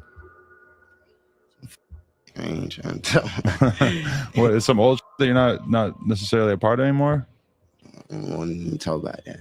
Oh, interesting. Ash had gotten involved with YNW early, but as Melly ultimately got together with 100K Track as his manager, it seems the relationship with Ash ultimately went sour, leading to a trademark dispute. This shows just how much was taking place behind the scenes, as different people were trying to jump on the money train that they saw the YNW brand becoming due to Melly's sudden success. And according to some sources, there were also clashes over the YNW brand's ownership that may have incidentally signed Juvie and Sack Chaser's death warrants. One of the people making these claims was Juvie's father, who later told publicly how there was an alleged $500,000 marketing and licensing deal on the table, which was set to give Melly and Sack Chaser $200,000 each, while Juvie would get $100K. I think the story about the $200,000 with Anthony was a true story because it's not reported, but Chris told me the same story, and also the $500,000. Hey, And Stop it. Stop it. Stop it. Stop it. Yo, you got a team. You got everything. LLC. We got everything we need, so nobody can come back and try to take over. We, we got to look at this like the business. Like I niggas trying to trademark the Wyatt. Yeah, that's crazy. He's trying to trademark the joint for you can trademark your own shit. Yeah. To get 200,000, Chris was going to get 100,000, and as I'm hearing it from Chris, they was going to sell the YNW brand, not a record deal or nothing like that. It was like for the brand itself. And by them being founding members, they was going to get a piece of the pie. They were going to sell the YNW name for licensing or to sell products. Or what do you mean they were going to sell the name? For marketing, licensing. Nigga come back from 5 years ago like, oh, nah, I start the TMR podcast. That's what I'm saying. In addition, the YNW affiliate Jacoby Mills later alleged to police that Sack Chaser expected a separate $200,000 payment directly from Melly's label advance. Sack texted the mama and said, I'm not going to see that money. At the end of the day, Sack, you weren't supposed to be getting the $200K. Yeah, Melly had $400K coming in. Sack kept saying he getting $200K. How you getting $200K? Your music don't even add up to what Melly. Your views is not the way Melly shit at to get no $200K. So basically saying you was finna rob Melly. According to Jacoby, Sack Chaser was dead set on securing that $200K. What's coming from? The little album he signed for the year. Signed for a year, but you don't get all your money up front. That broke down to you. Because by the end of the year, if he'd have got it all up front, I think he would have had $1 million, $2 million or something. You feel me? Like, if he didn't get all his up front. Then when Sack kept saying he getting that $200K, Melly $400K never came. That kept getting pushed back. Sack kept saying we all gonna eat, but we're gonna be straight. I'm just looking, everybody else like, hell yeah. But I'm like, me and my dog Toby looking at Sack like, how you getting $200K? Chillingly, this was also corroborated by Sack Chaser's mother, who claimed that her son had called her hysterically only days before his death after realizing he was likely never going to see that 200 grand. This struggle for control over the YNW brand's ownership and the group's hierarchy was also evident in text messages sent between Sack Chaser and Melly towards the end of August 2018. In these messages, Sack Chaser clearly positioned himself as the leader and aggressively pressured Melly to respect this established hierarchy, emphasizing how he and Juvie were the CEOs of YNW, while Melly was merely the face. He would also accuse Melly of sabotaging his character by making it seem like Melly was a self-made star, while according to Sack Chaser, he had given numerous artists to Melly in order to make YNW a real label, and that Melly was nothing without his influence and ideas. With Sack even taking full credit for Melly's musical evolution, claiming that he was the one who came up with Melly's signature melodic sound, saying how Melly had been rapping like Wiz Khalifa before his influence. At the time, it seemed that Melly, who confusingly texted under the username Young Sack Chaser Howard, still had a lot of love for Sack Chaser, or at least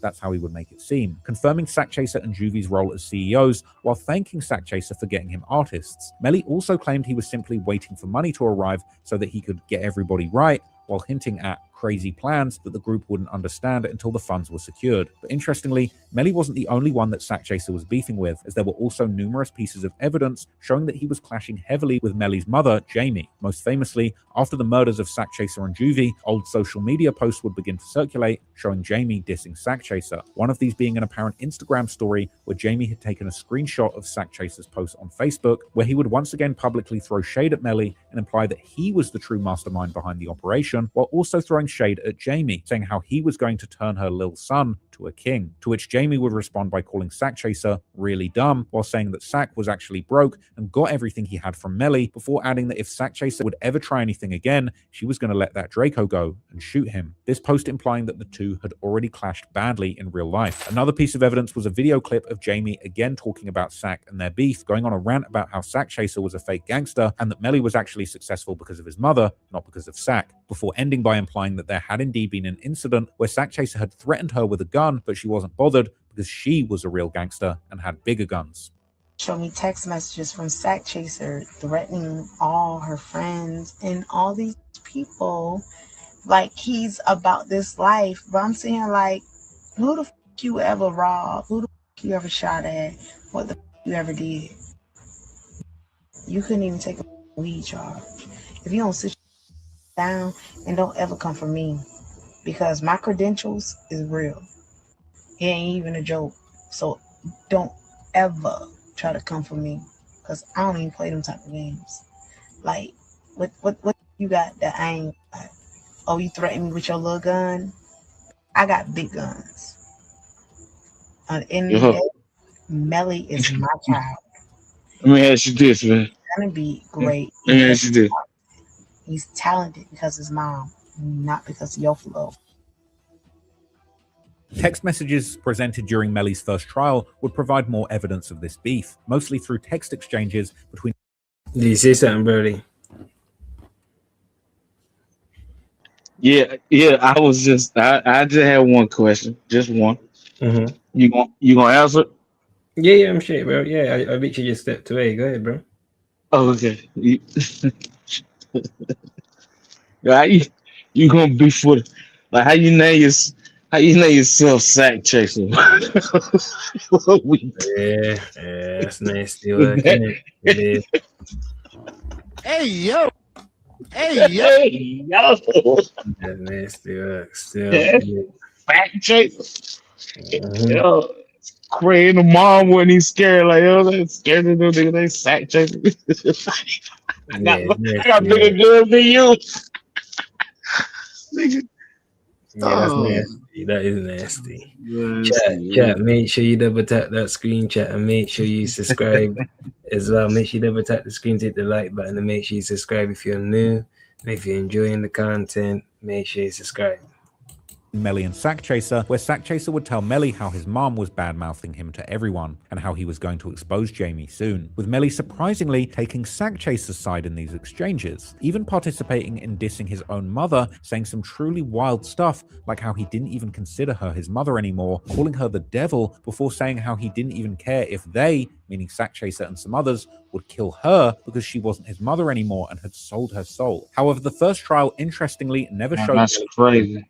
with his mother, the way his messages with Sack Chaser seem to suggest he was. There is some chance that Melly was never actually beefing with his own mom, at least nowhere near to the extent that he wanted Sack Chaser to think. Rather, these messages might have actually been examples of Melly trying to simply play along with Sack Chaser in order to appease the tension or even manipulate him. But whatever the case, it seems that the tension between Melly and Sack Chaser kept escalating in the months leading up to the murder. And at the end of August 2018, there would be an ominous exchange between the two, where Sack Chaser would imply that he felt that Melly was up to something, to which Melly would respond with a long message expressing his frustration, saying how he was done with everything and that Sack Chaser and the others could keep the house where they were all living, and that he was going to eventually pay Sack Chaser for everything he had done for him in his career, before adding that he didn't want to live in the same house with someone who was constantly thinking he was going to betray them, even telling Sack Chaser that he would never hurt him. Melly would then end the message by saying that he just needed some time alone, adding that he would never beef with his day ones, and that he and Sack Chaser were so close that they were basically one person, and that if Sack died, Melly would die too. Sack Chaser would then respond by saying how something was just telling him that Melly was plotting something behind his back, before once again referencing Melly's mother Jamie, seemingly implying that if the roles were reversed, he would... $1 salute says someone's been fighting this shit for too long. They should have been given him bail at least. Yeah, same thing I'm saying. Well, yeah, that's what I'm saying. Like, especially after he if I go through trial and it's a hung jury, or mistrial, yo, let me out this joint. Like, you know what I'm saying? But like I say, they got him, but they obviously they didn't do it the right way, and they couldn't convict him on it. So that is crazy though. Yeah, like after I take up my first, yo, let me out this joint. You know what I'm saying? Let me out this joint for real. I agree. Never let his mother disrespect Melly like Jamie had disrespected him. Sack Chaser would then send a follow-up message stating that while he wasn't beefing with Melly, everybody would die before he would let something happen to him or his family. Chillingly, these exchanges seem to align with several claims made by their friend Jacoby Mills, who told police that Sack Chaser straight up told Melly that if they try anything with him, he's going to get them all killed. Sack was telling Melly, like, if y'all trying to slime me, I get all y'all killed. Jacoby also told that Sack Chaser had forced his family to relocate because he had believed that they were targeted by someone allegedly tied to Melly. So I ain't trying to put my people in no danger, you feel me? But Do you think they'll hurt your family? Yeah, you damn right. They're finna kill Sack family. Till Sack told them to move. Now they don't know where he stay at. Know they where they stay at. The following month, things would get increasingly hostile as Sack Chaser gave Melly what seemed like a final warning, claiming that he could completely mess up the lives of Melly and everyone else forever, and that everything was in his hands. Then, only some days before This is crazy. This nigga had to move his family. Like, during which much Sack wow. Chaser would allegedly beat up Melly in front of his girlfriend, as told by the father of YNW Juvie in his interview with the Law and Crime Network. Was there any sign of bad blood before your son's life was taken and before Anthony was killed? Or was there any tension there that you knew of? Not with Juvie, not with Chris, but you know, you heard things about him and Anthony getting into like altercations about disputes about money over certain situations, and they got in a fight prior to that, and they said, like, you know, the story that they say Sack beat him up and knocked his goals out in front of his girlfriend, and like 2 days later, I think that's when the incident happened. Moreover, during an interview between the mother of Melly's ex-girlfriend, she would claim that Sack Chaser had sent intimate pictures of himself to the girlfriend, while the girlfriend herself would reveal to the police that she had literally stopped hanging out with Melly and his friends because the tension between Melly and Sack Chaser was becoming too intense. There were also other, even more disturbing allegations about Sack Chaser, the most explosive one being that he was actually Melly. Word is that YNW Melly was being by YNW Sack Chaser for a long time. For a long time. Not YNW Juvie. Not him. During his interrogation, Jacoby Mills described a FaceTime call that led him to believe that Sack Chaser may have actually been Melly. What motive would Melly have to kill his two friends? Oh, you hit it? Piss him off? What is they blanking out? Let me tell y'all straight up. And then Melly was on FaceTime. FaceTime Melly like, y'all don't know, bro. Y'all don't know what Sack was doing to me. Y'all don't know, bro. Y'all don't know what Sack was doing to me, bro. Like saying it like Sack was. So I'm like, what you saying, bro? What you saying? Like what Sack was doing to you? Say it. And he don't never say like. He just kept saying, y'all don't know what Sack was doing to me. Do you think Sack was him? I don't know, bro. That's why I'm saying I don't know what, bro. Like an adult. I don't know, but like Sack bigger than Melly. Do you think Melly about this? Oh yeah. Sack about. At face value, this claim seems extremely far-fetched, but it could also reflect a partial reality, possibly representing Melly's attempts to explain to those around him the psychological and perhaps even a physical abuse that Sack Chaser may have directed towards him. This was also coupled with rumors that Sack Chaser was and having relations with Bortland and Juvie's little. Yeah, literally just quickly stepped away. But yeah, this is crazy, bro. This whole case is still crazy. Yeah, I just figured it out though. I was wondering what they was kept blanking out, but I figured it out. And you know, obviously, man.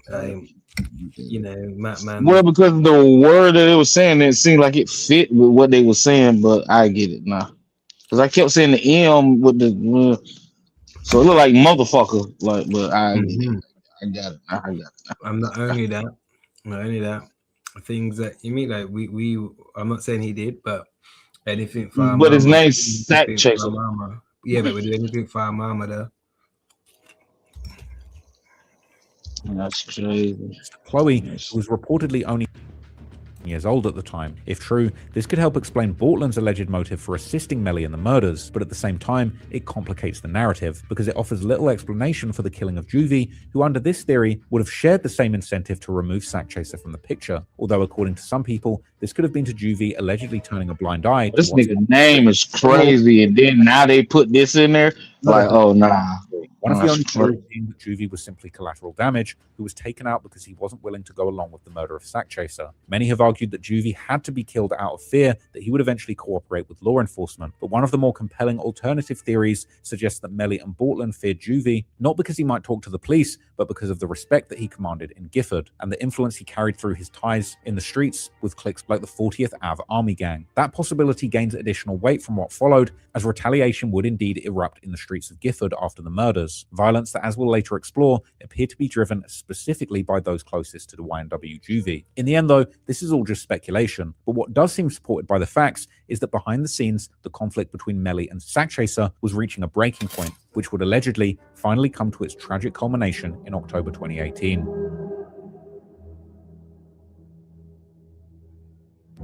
By the fall of 2018, the close-knit friend group that had once fueled YNW's rise to fame was irreparably fractured, and what had begun as a brotherhood... Yeah, this is where it gets dark now. This is Yeah, it's gonna get dark in that car. Yeah. Yeah, had to get dark now.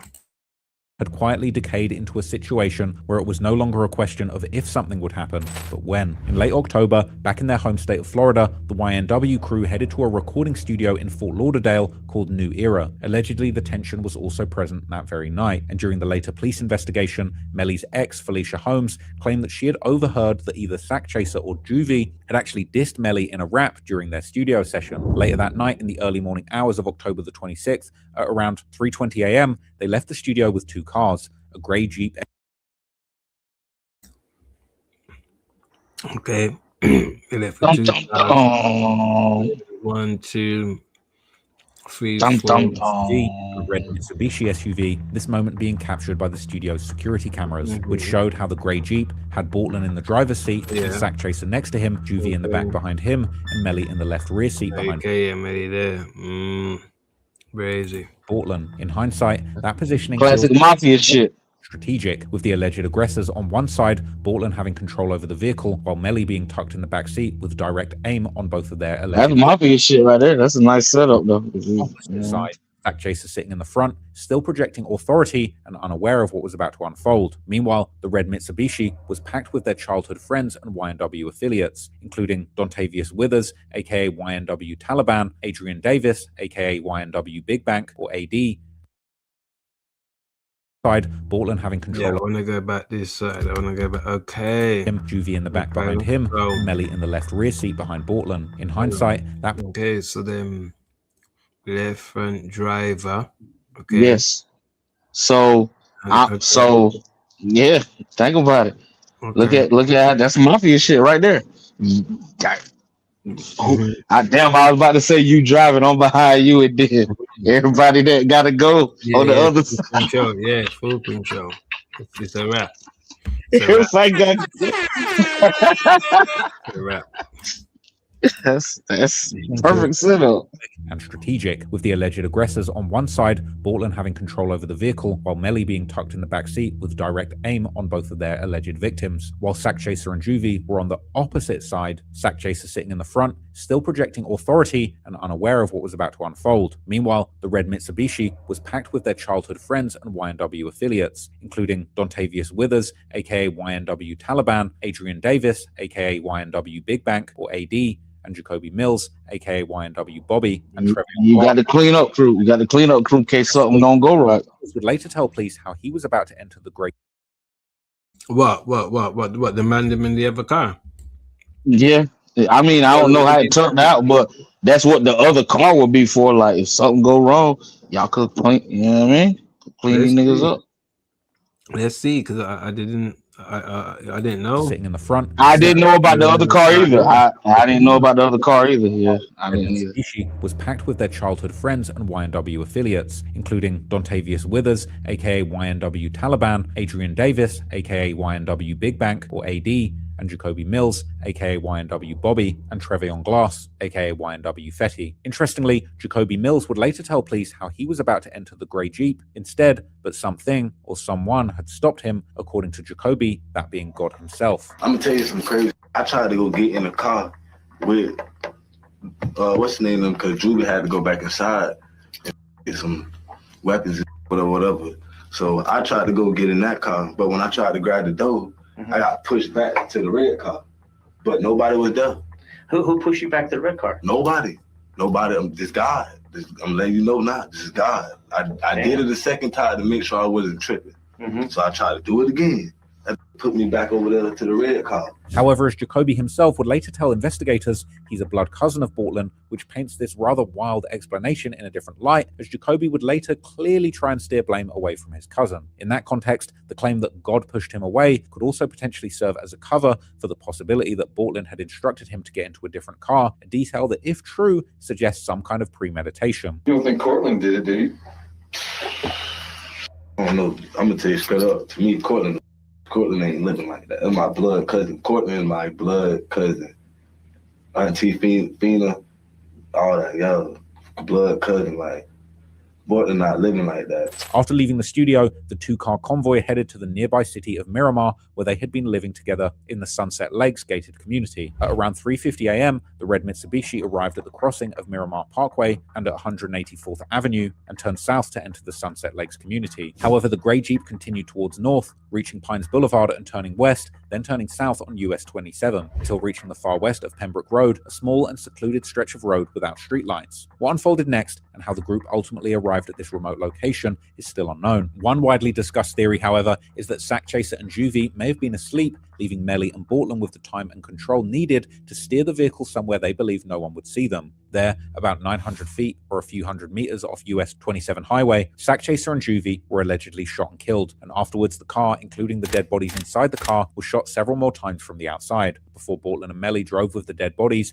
back towards where they came from, until Melly would allegedly exit the vehicle and make one of his greatest mistakes, placing a FaceTime call to his at-the-time girlfriend Mariah Hamilton, who was in the presence of her mother Felicia Holmes. During that call, Melly would allegedly tell how he had been the victim of a drive-by shooting and how Sack Chaser and Juvie were dead. Afterwards, Melly would contact his friend, the rapper Fredo Bang, dropping him a pin of where to pick him up. Meanwhile, Bortland would arrive at the hospital around 3:35 a.m., alerting the medical staff and a police officer that there were gunshot victims in his vehicle. Bortland was then later questioned by the police, who he told that he had driven from the studio towards the Sunset Lakes when a car pulled up next to them and begun shooting. Bortland would take the police to the alleged crime scene, but despite the police canvassing several miles of the road, there was zero evidence that any shooting had taken place, nor were there any reports of gunshots coming from the area. This was only the beginning of Bortland's story beginning to fall apart like a house of cards. The police eventually got their hands on the security footage from the studio, figuring out that there was a missing passenger that Bortland had conveniently left out of his story, this of course being Melly. Melly's alleged phone would also corroborate his movements, not only showing that he had traveled. Yeah, come across that niggas and fuck. Yeah, he fucked that up. He fucked that. He fucked that up. You fucked that up. He fucked that up. Going, you missed the passenger out, and yeah. Yeah, fuck that up. You can't say the car got shot up and shit like that. I'll fuck that up. Traveled in a car driven by Bortland, but that the car had traveled to the actual location of the shooting at Pembroke Road, where the police would end up finding numerous shell casings that matched the bullet holes caused by the supposed drive-by, as well as two different types of glass that matched the windows of the vehicle. But that wasn't the worst part, because when the investigators took a closer look at the car itself, they quickly came to the conclusion that this had not been a drive-by at all. And the most damning of all, police would find a single shell casing inside the vehicle, something that would be only possible if the shots had been fired from inside the car. Even worse for Melly, that casing was found on the left rear passenger side, the exact seat that he had been occupying according to the studio's security camera footage, and the same position from which the fatal shots were fired according to forensic evidence. And these pieces of evidence were just the tip of the iceberg. That up. Yeah, So pretty damning pieces of digital evidence, like Melly allegedly telling how he did that to another rapper only hours after the murders, or how he told his girlfriend how Bortland was coming everywhere with him because if the cops came to get him, it would be his fault. It's not exactly clear how much Melly was aware of the investigation. You know, I agree, Gina. I agree. Yeah. They fucked that up. They fucked that up. But publicly, he would continue his life as if almost nothing had happened, enjoying every moment of the fame that only grew stronger as a result of the media attention following that tragic night. Right after the murders, he would pay his respects to his dead friends with numerous tribute posts. Interestingly, already the very same day that Juvie and Sack Chaser passed away, Melly would also be back in grind mode, shooting a music video with another Florida rapper, Burger, titled Nightmares at the Bottom, which would eventually be released about a month after the double murder. In December, Melly would also put out a short documentary about his life on YouTube, which would highlight a major problem that he had allegedly created for himself due to his actions on the night of the murders. This being the two separate realities that Melly was trying to establish. One being the version that Bortland had told the police, where Melly had never even been in the car when the murders happened, while the second being the one that he started with the FaceTime call to his girlfriend on the night of the murders, and which he was likely telling all his friends, where he had actually been there and survived an attempt on his life. This version of the story being on full display in the documentary, which would end with an eerie statement saying how 4 days after the completion of this film, YNW Melly and his friends were the targets of a drive-by shooting in Miami, Florida, and YNW Juvie and Sack Chaser were killed. The problem with these two narratives would eventually become one of the key issues in the courtroom, but in the meantime, Melly's career trajectory would completely explode coming into 2019 as he released his second mixtape, We All Shine, a rather obvious nod to his alleged gang. How in the fuck did he get a mistrial if they had all this bullshit? That's crazy. Unconcerned by any possible scrutiny building behind the scenes. The album itself included the song Mixed Personalities, featuring none other than superstar rapper Kanye West, this song becoming Melly's true breakthrough hit to the mainstream. However, the party wouldn't last long, because already on the 13th of February, Melly, together with Bortlen, would be charged with first-degree murders of Juvie and Sack Chaser, with the Miramar police coming out with a confident press release on Twitter saying how the duo had staged the drive-by, while Melly would post a message to his fans on Instagram stating his innocence before turning himself in. At their home turf in Gifford, where the news had undoubtedly caused some major turmoil, the response would seemingly come the following year when Bortlen's dad was shot several times, landing him in critical condition. A suspect was soon arrested, turning out to be 18-year-old Travion Banks, a childhood friend of YNW Juvie, who had actually made music under the name YNW AG Trill, AG standing for the 40th Ave Army Gang that Juvie repped. Man shot man's father to forget back. That's crazy. Posted though. He posted though, but this wow. This kind of crazy, man. Because it's kind of crazy. It is. Even before YNW, and the local news would report how the police had considered the shooting to be a retaliation for the murders of Juvie and Sack Chaser. Meanwhile, on social media, Juvie's other childhood friend, YNW Doo-Wop, would soon make an ominous statement that if Melly was out, he would have been next on the chopping block. But while street justice came relatively quickly, as we know now, the arrests of Melly and Bortlen would start one of the most infamous legal cases in rap history, and one that's still ongoing 7 years later. And one where, despite all the evidence we've explored, the odds of Melly avoiding a conviction remain disturbingly high. Something strange is happening in the streets of Baton Rouge but I don't see how. Like, they got it. They got it. Like, it's a bow tie. Like, I don't understand how you stage a drive-by. You tell niggas you got shot in the car got shot up, but then you tell the police, nah, I wasn't in the car, but then two of your homies end up getting killed. You got bullets, shells in the car. Like, they obviously didn't come from the. Like, my thing is, why you didn't just set it up as a drive-by from the start? Like, you feel me, saying? Yeah. If you was gonna say it was a drive-by, if you got them, like, if y'all beefing like that, right? And if I can still get you to go down a old country dirt, because I'm from South Carolina, if I can still get you to go down that dirt road, so he said they was sleep or whatever.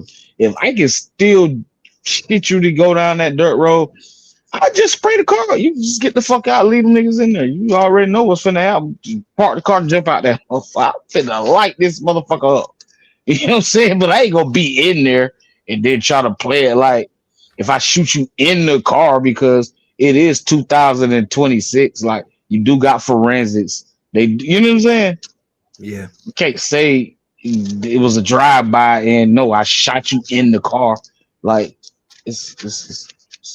you got crime scenes, like investigators, you got crime scene teams. Like, no, they gonna figure that out. Like, nah, you can shoot him outside of that. You shot him in the car. And then, like, so I didn't know that. I didn't know all of that. I didn't know all of that. I didn't know it was all that tension either. Because if it's that much tension, I'm not going to be in no car with you. Yeah. With you sitting behind me. You know what I'm saying? I'm not, because the other guy, if me and the driver got it situated where, okay, we gonna do him in. Well, the guy that's got his back turned, that's in the passenger side, he threw anyway if I'm gonna do you in. And then the other guy's gonna be like, "Oh God, what y'all just do?" And they'll shoot you too. Like, shit, like, he was, like, so yeah, so yeah. Remember, this is obviously one of their friends. Obviously, him snitching. Let's listen to what he's saying, and I believe this is like 20 minutes of his interrogation. Let's see. YNW Melly killed his own homie because he was doing freaky stuff to him. That's just the beginning of the story. And today we're breaking down some of the craziest leaked footage the rap game has ever seen. Right after YNW Melly allegedly killed his homie Sack Chaser and Juvie, the cops interrogated Melly's homie Jacoby Mills. It's not clear why Jacoby Mills was arrested, but after the cops booked him, he flipped on Melly from the jump. Before the cops could even start asking questions, Jacoby said he knew he was there because his homies Sack Chaser and Juvie were dead and gone. You didn't do anything wrong, man. I just want you. You're not worried about. You're not in any trouble. I already know what y'all here for. Here by it. Trust me. I already know. My nigga dead and gone. Sack Chaser and Juvie are the two dudes that Melly allegedly shot and killed, and Jacoby was tied with both of them. The cops asked Jacoby who he was closer to, and Jacoby said he grew up with both of them. Jacoby went to school with Sack Chaser and Juvie, and it was clear from the jump that their deaths were having a big impact on them. The cops wanted to ask Jacoby what happened on the night that Juvie and Sack Chaser got killed, and Jacoby said he was going to break it all down for him, and they were going to think he sounded crazy. I don't know if I'm finna break it down to y'all, because this why I'm going to tell y'all, like, y'all probably think I'm crazy. On the night that Melly allegedly killed his homies. So hold on, Tim. Hold on right quick. Hold on, just before we get into this. Why is he in? Like, why is he? I mean, I understand why he in the interrogation room, but why they got him cuffed? Like, why is he locked up? Because obviously he wasn't in the car. Like, so what? Why? I don't know, but they've took him in and he just flipped like that. That's crazy. But I mean, I'm a flip if you killed my homeboy. Well, I'm not saying I'm a flip. I'm saying I see why he flipped. But why do they even have him cuffed up like that though? Like, that's just, hey, yo, we're gonna bring you in if you got something to say, and you already know he just let it go. He just let it go anyway. He was gonna let it go regardless. So why? Wonder why he was locked up. Yeah, that's crazy. Yeah, that's crazy. With Sack Chaser and Juvie, Jacoby Mills was with them that night too, and he said that wasn't the first studio they went to. At first, it was just Jacoby, Melly, YNW Portland, and their homie Adrian Davis, aka AD. We had a studio before we go to New Era Studio. They finished recording at the studio, then they went home and picked up Sack Chaser and Juvie. Jacoby said after they pulled up to the second studio, Juvie went inside to get some weapons. Juvie had to go back inside and shit, get some weapons and shit. Maybe he had a warrant or something on him, and they picked him up. They knew he know the people, so they might have picked him up on a warrant or something. But that's crazy that he's snitching and he ain't got nothing to do with it. The red car, but nobody was there. Who pushed you back to the red car? Nobody. This God. I'm letting you know now. This is God. I did it the second time to make sure I wasn't tripping. So I tried to do it again. That bitch put me back over there to the red car. Juvie and Sack Chaser were killed in the whip a couple hours later, and a big part of the first murder trial was about where the shots came from. The cops said that the shots came from the back seat, and Jacoby confirmed that's what he was in the red car, G. Remember he said that it was God that pushed him back to the red car, so he was in the other car. Yeah. But what I'm trying to figure out is why is he locked up? Like, maybe he had a warrant or something. I mean, they just picked him up on it. Because why is he cuffed? Like, I mean, obviously he was gonna tell the story. You feel what I'm saying? He gonna tell it. But I'm not too sure. I wonder why. Yeah. No. I was just wondering. I wonder why they got him in cuffs, and I understand why he in the interrogation room. That night. Weird. Sack was in the passenger seat. Melly was behind Portland, and Juvie was behind Sack. Another big part of the trial was all about Melly's motive to kill Sack Chaser and Juvie. Melly's defense tried to claim that they were all good and there wasn't any tension. But Jacoby said all of them were acting weird that night in the studio. Everybody else was lost. They weren't normal. You get what I'm saying? These niggas acting weird. Jacoby said there wasn't a fight at the studio, but at one point, Sack Chaser slapped AD in Portland because they were falling asleep. Sack did slap Portland and AD in their shit though, because they were going to sleep. Because Sack was like, why come to the studio to go to sleep if we're supposed to be in here working? We could have stayed home. Sack Chaser was known for putting hands on people, and Jacoby told the cops straight up that Sack was a crazy motherfucker. Sack is a crazy motherfucker. Okay, we've been hearing. According to Jacoby, Sack Chaser had mind control over everybody in the crew, and they did whatever he told them to. Melly was following the police like, yeah, we've been hearing like this. Sack Chaser said they should all just go home since nobody wanted to work. That's when everybody left the studio, and it was the last time Jacoby saw Sack Chaser and Juvie alive. Both whips were going to where the YNW crew was staying. And at first, the car Jacoby was in was behind the one with Melly, Sack Chaser, Juvie, and Portland. Melly told me Tay was driving the whip that Jacoby was in. And after both cars left the interstate, Tay passed Melly's whip and started driving in front of him. Jacoby said he didn't know why Tay would do that. And their homie AD started arguing with Tay and said they should be following Melly instead of driving in front. As soon as we jumped right in front of them, like, I don't know why Tay did that, but AD said, no, bro, stay behind them. Like, it just, something, I don't know, like, AD just, like, they was arguing about the shit. Like, AD and Tay, like they was arguing here, like, no, stay behind them, stay behind them. Tay kept driving to the crib, though. And when they pulled up to the spot, Melly and the other whip never showed up. Jacoby thought something was wrong, so they all sat outside the crib for like 30 minutes, waiting for the rest of the crew to show up. Eventually, Jacoby and the rest of them went inside to sleep. And what happened next really makes the situation look sketchy. Jacoby was trying to stay awake at first, and he thought Melly and the rest of the crew might have just stopped to get some blunts or went to the McDonald's down the road. He ended up falling asleep, though, till his mom started blowing up his phone. Jacoby didn't answer the calls, but then his sister called too. That's when Jacoby knew something was really up, so he called his mom back, and that's when she told him that she heard Jacoby and everybody else had been killed. I get one call, I get a phone call, boom, my mama calling. It's like, mine was like four something by now. Mama called again, I ain't answered, but my sister called right after my mama called. I answered, I was like, what's up? And I was like, matter of fact, no, I need to call my mama. Hung up on her, called my mama back. She was like, hello? She was breathing hard. She was like, somebody said y'all all dead. Somebody called and said y'all all dead. Jacoby popped up and started going to every room in the house to check on everybody. He was looking for Sack Chaser, Juvie, Melly, and Portland, but none of them were there. That's when Jacoby looked at his phone and saw that he had a missed call from Melly. Jacoby knew that Melly didn't really let the phone ring, though, because Jacoby would have woken up to it. So Jacoby told the cops that Melly called him just so it would show up on the phone records. Then I actually got to looking at my phone. I see one missed call from Melly. But mind you, my mama called me. I'm going to see if you called me, you know what I'm saying? He called and he ain't gonna let bitch up, you feel me? He ain't actually called and actually called all the way through. He just called and hung that bitch up. Then Jacoby called Melly back on FaceTime, and Melly was just staring at him, trying to look mad. Melly was trying to press Jacoby and said that he had left him, but Jacoby said none of what Melly was saying made sense. Goddamn, call Melly back. Call Melly. I say, Melly answer the phone. We're on FaceTime. He just holding the phone, looking mad. Like he just like you basically saying like y'all niggas left us. Like y'all niggas ain't answering no phone calls. Y'all niggas left us. Like I'm like, nigga, what you talking about? I'm like, man, what the fuck going on? Stop playing me. Like at that point, Melly was at Fredo Bang's house, and he told Jacoby to pull up.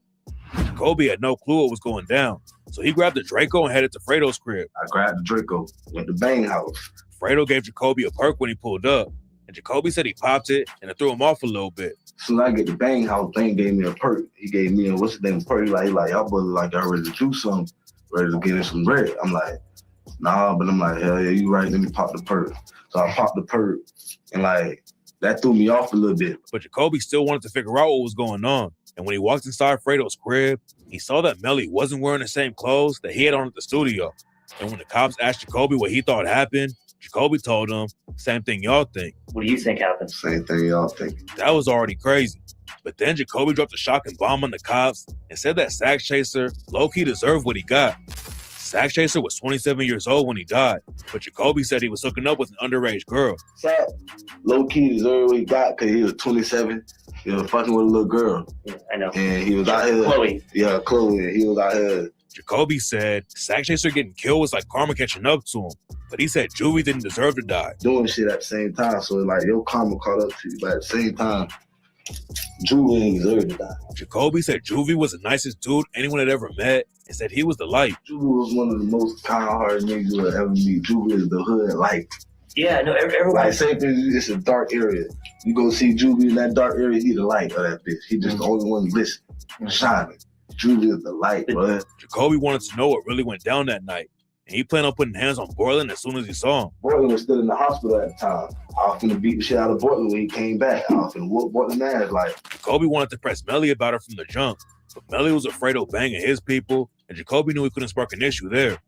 Jacoby did ask Melly what was going on when he pulled up to Fredo's crib, and Melly started fake crying. So I'm like, Melly, man, what the fuck going on? Like, what's going on? He over there like trying to fake cry and shit like that, like, but no tears coming. Jacoby knew that if some ops really killed Sack Chaser and Juvie, Melly would have wanted to jump in the whip and slide back, not sit at Fredo's crib and cry about it. During Melly's first trial, his motive for killing Sack Chaser and Juvie was a big deal. The detectives asked Jacoby why Melly would have pulled the trigger on them, and Jacoby said that when he was on FaceTime with Melly, Melly kept saying, "You don't know what Sack Chaser been doing to me." Yeah, Melly was on FaceTime, Melly like, y'all don't know, bro. Y'all don't know what Sack was doing to me. Y'all don't know, bro. Y'all don't know what Sack was doing to me, bro. Melly wouldn't tell Jacoby what Sack Chaser was actually doing to him, and the cops asked Jacoby if he thought Sack Chaser was being sexual with Melly. Jacoby said he didn't know, but Sack Chaser was way bigger than Melly, and there's no way Melly could have put up a fight against him. Do you think Sack was molesting him? I don't know, bro. That's what I'm saying. I don't know what the fuck Sack, bro. Like, you molest an adult? I don't know, but like Sack bigger than Melly. Then the cops asked if Jacoby thought Borland could have been the one who pulled the trigger on Sack and Juvie, and Jacoby said Borland wasn't built like that. I'm gonna tell you straight up. To me, Cortland a bitch. Cortland ain't living like that. That's my blood cousin. Cortland is my blood cousin. Auntie Fina, all that, yo, blood cousin, like, Borland not living like that. And one time, Sack Chaser beat up Borland so badly that he made Borland cry. I ain't gonna lie, Sack beat up Borland ass one time, had his ass crying. Borland did the shit wrong with some shit. He done beat Borland up in the car, Borland crying. Like, bro, why you beating on me, bro? Why you beating? If you ain't know the story in the hood, this nigga tell it, ain't Yeah. Yeah, everything. That nigga tell some child. He tell a childhood shit.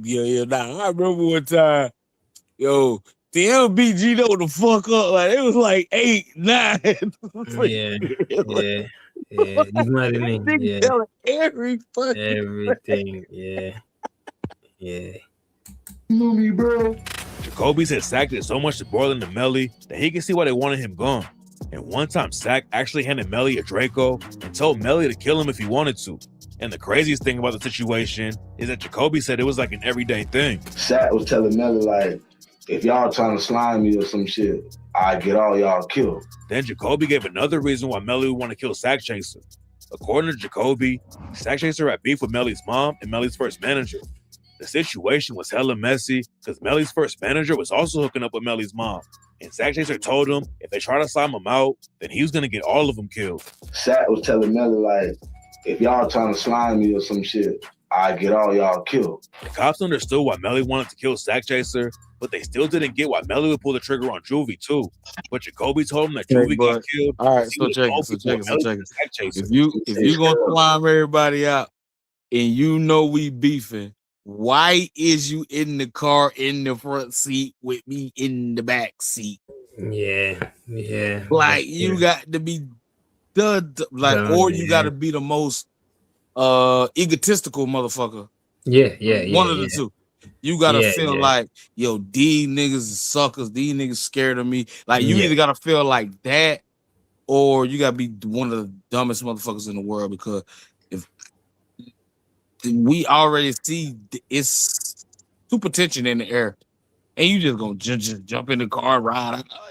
Come on, yeah. Sack Chaser didn't think that niggas was gonna do that because did he think he scared niggas that much or some shit? But like, I don't know. I was telling somebody this. I don't know if it was podcasting or not, but this might have been in real life. I was telling somebody the scared nigga is the one that'll kill you. The scared, like he's so afraid of what you gonna do to him. He goes, you know what I'm saying? He'll do something to you first. So you can't be like this big bad wolf character. You know what I'm saying? Like the big bad wolf always gets shot down because guess what? It's always somebody that's afraid of you. You know what I'm saying? Yeah. No, facts. Juvie, what the streets say Juvie got whacked. Cause Juvie was gonna tell. And what makes Juvie's death even more tragic is that he wanted to leave the rap game behind. A couple days before he got killed, Juvie told Jacoby that he wanted to get out of the rap game because it was all too weird and fake. Juvie like, hell nah, bro, I don't fuck with this rap shit, bro. I don't fuck with this crazy ass shit. This shit weird, bro. This shit crazy. I just did trapping. I go to the streets. I ain't on this shit, bro. Jacoby said Juvie Yo, wouldn't it's funny because you got a whole timeline. All you gotta do is put him He on the stand. happen. How they couldn't convict the nigga with this Like, nigga on the he wasn't stand. gonna tell the police, but he was gonna tell the streets. A couple years after Melly got booked for killing Sack and Juvie, some details broke in the case that Juvie's thumb had been shot before he got killed. Jacoby was being interrogated back in 2019 before the cops even arrested Melly. And somehow, he knew the details about Juvie's thumb getting shot. Did Juvie's thumb get shot off? I don't know. If his thumb got shot off, they say Juvie was wrestling with whoever shot Sack first. Say Juvie tried to grab the gun, y'all tripping. And then they shot his thumb off. And when Juvie fell back, like when you get shot, you're gonna be like, And that's when they just shot his whole side up. Jacoby knew a lot of details about the case that even the cops weren't sure about yet. And that's what makes the whole story he told the police sound real. The cops tried to figure out who told Jacoby about Juvie's thumb getting shot, but Jacoby said he didn't remember who told him. Who did you hear from on the street that there was a fight inside the car and that's how his thumb got shot up? And who the fuck did I hear that from? I heard that from. We'll never say it came from you, trust me. I already know. I forgot who I heard. This is so much. He don't even know. So much Yeah. information. The guns that were used to kill Sack Chaser and Juvie, and Jacoby drops another shocking detail about that. On the morning after Sack Chaser and Juvie got killed, Jacoby rode out with Melly, Melly's manager Track, and Borland. Melly and Borland had tossed their guns somewhere in the woods, and they wanted to go back and find them. Tell y'all straight up, baby. Now that one they took me on to go find the guns. Jacoby still didn't really know what was going on, but he's the one who found a 40 cal pistol with blood all over it. You gotta remember that none of the details about the case were public yet, but Sack Chaser and Juvie were both killed with a 40 cal pistol, and that's the exact type of gun Jacoby said he found with blood on it. I'm gonna tell you straight up, like, I found the 40. That bitch had blood all over it. It had a cover wrapped around it with blood all over it. Melly and Borland also wanted to find a Tech 9 that they had tossed, but nobody could spot it. Jacoby wanted to keep the 40 that he found, but that's when Melly's manager Track stepped in and told Jacoby he would take care of it. I tried to keep the 40, bring that bitch down this way. I tried to keep that bitch, but who took it? They manager.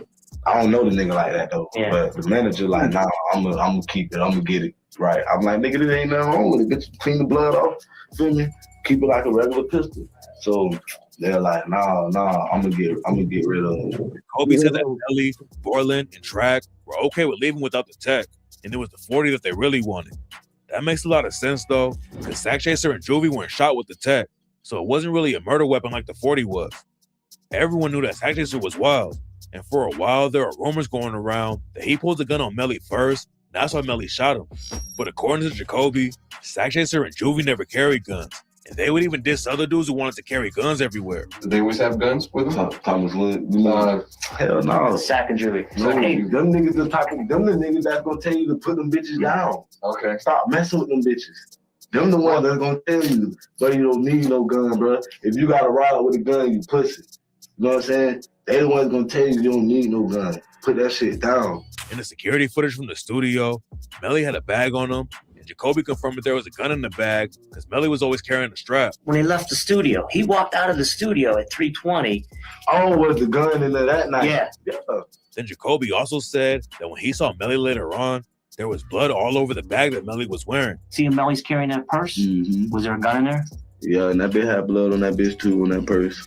Melly and Borland were both moving sloppy, and Jacoby said they used to forget their guns and leave them in Airbnbs. They probably carried a lot of guns now though, but back then they didn't. Nah, them just ain't carry no guns. Nah, yeah, they did, but they be losing this shit, you feel me, at Airbnbs, you know them shit, little hotel shit y'all got down there? They just leave them around? Leave them, then we leave the hotel, them bitches lost. They lost the bitch there, that bitch might still be there, you feel me? And according to Jacoby, he was afraid to talk to the police because Melly had money and could get Jacoby's family killed if he found out. When he first got out of jail, yeah, like I said, I don't know. I mean, I don't be trying to like, cause them boys got money on. They know where I stay at too, type shit. You feel me? So I ain't trying to put my people in no danger. You feel me? But Do you think they would hurt your family? Yeah, you damn right. Being afraid that your own homie's gonna kill your family is wild. But Jacoby said that Melly and his crew were planning on killing Sack Chaser's family too. They're finna kill Sack family. Till Sack told them to move. Now they don't know where he stay at. Know where they stay at. And Jacoby wasn't the only one saying that Sack's family was in danger. A couple days before Sack got killed, he told his mom he needed to move because it wasn't safe for her anymore. Sack Chaser was supposed to be getting $200K from a deal he made with Melly, but Sack Chaser told his mom that he wasn't going to be getting the money. Jacoby told the cops that Melly and Borland got rid of their phones after Juvie and Sack Chaser got killed, and the cops wanted Jacoby to give them Borland's new number. Jacoby didn't know the number off the top of his head, though, so the cops asked Jacoby to call his mom so he could find Borland's number in his phone. If we called your mom and you gave your mom's permission right over the phone to open up your phone to get us get a phone number, would you do it for us? He'll never ever. Cortland, listen, dude. I'm trying to talk to Cortland. No, because I can't put my people. Yeah, listen. Got money like that. Listen. These niggas, dog. These niggas know I stay. Jacoby. Not my old house. They know my new shit. Jacoby was really scared that Melly and Borland would get his family killed, though, because they knew where he lived. But according to Jacoby, Melly and Borland had a target on their backs, too. Sack Chaser and Juvie's families both thought Melly and Borland were involved with the murder. And Jacoby told the cops that somebody was going to catch Melly and Borland in the streets before the cops could get to him. These jits think this shit sweet. Is people out here really going to try to get a hold of them boys before y'all do? And they thinking it's sweet. Jacoby gave up all kinds of info to the cops, but in November 2025, another crazy bomb dropped in the Melly case. Melly's homie Tay was driving the whip that Jacoby was riding in the night that Sack and Juvie got killed. And the day after the murders went down, Sack Chaser's family secretly recorded a conversation they had with Tay. And when the audio leaked, it shocked everybody. Tay had lied to the cops and said that Melly wasn't in the whip that Sack and Juvie were in. The Sack's family knew that was cap and called Tay out for it. And Tay said that he just went with the story that Melly and his mom already came up with to tell the cops. I ain't gonna say on that serious. I ain't just like the story they already had. I just went with it. Melly's mom, Jamie, was allegedly involved with covering up the murders and trying to help Melly out. And a lot of people think she wanted Melly to kill Sack Chaser. Sack Chaser's family knew that something was up with Jamie. And one of them even told Tay that she had been cooking this up for the longest. You know, I'm telling you, Jamie been cooking this up for the longest. I'm telling y'all, bro. Sack Chaser's family also told Tay that he needed to be more careful or he might get killed if Melly and Jamie thought he would cross him. The biggest motive for Melly to pull the trigger on Sack Chaser was all about money. Sack Chaser was allegedly the CEO of YNW and was going to be getting half of the money that Melly made in the rap game, and that's allegedly why Melly wanted to kill him. Everyone close to the situation knew that there was drama about the money, and Sack's family said that Melly's mom snaked Sack over a deal with a record label. DeAndre was not going to let Melly sign no devil's deal. His mama went behind DeAndre back and signed that deal. But just because Melly had a lot of reasons to kill Sack Chaser doesn't mean a jury's going to convict him in the case. The jury in the first trial couldn't decide if he was guilty or not, and nobody knows if that's going to change when he ends up back in court for the second trial. It's going to be a while before that happens, though, because his trial isn't even scheduled to start until 2027. Borland was supposed to be going to trial in October 2025, but then right before it started, he ended up taking a plea deal instead. Borland was facing murder charges and could have gone down for life, but instead, he pleaded no contest to accessory after the fact, witness tampering, and unlawful use of a two-way communication device. Borland's no contest plea isn't the same as pleading guilty because you're not actually admitting to anything, but you still get sentenced like you would for a guilty plea, and the judge hit him with a 10-year sentence and 6 years of probation. Melly's getting ready for the new trial, and in 2025, he fired his defense team and hired a celebrity lawyer named Drew Finling to take over the case. Melly's first lawyer was a woman named Raven Liberty, but now she's under investigation for witness tampering, and the situation was looking messy. The new evidence coming out against Melly isn't looking good, but Jacoby's police interrogation and Tay's conversation with Sack Chaser's family probably can't be used in court at all. The situation still isn't looking good for Melly, but there's no telling what's going to happen next in this story.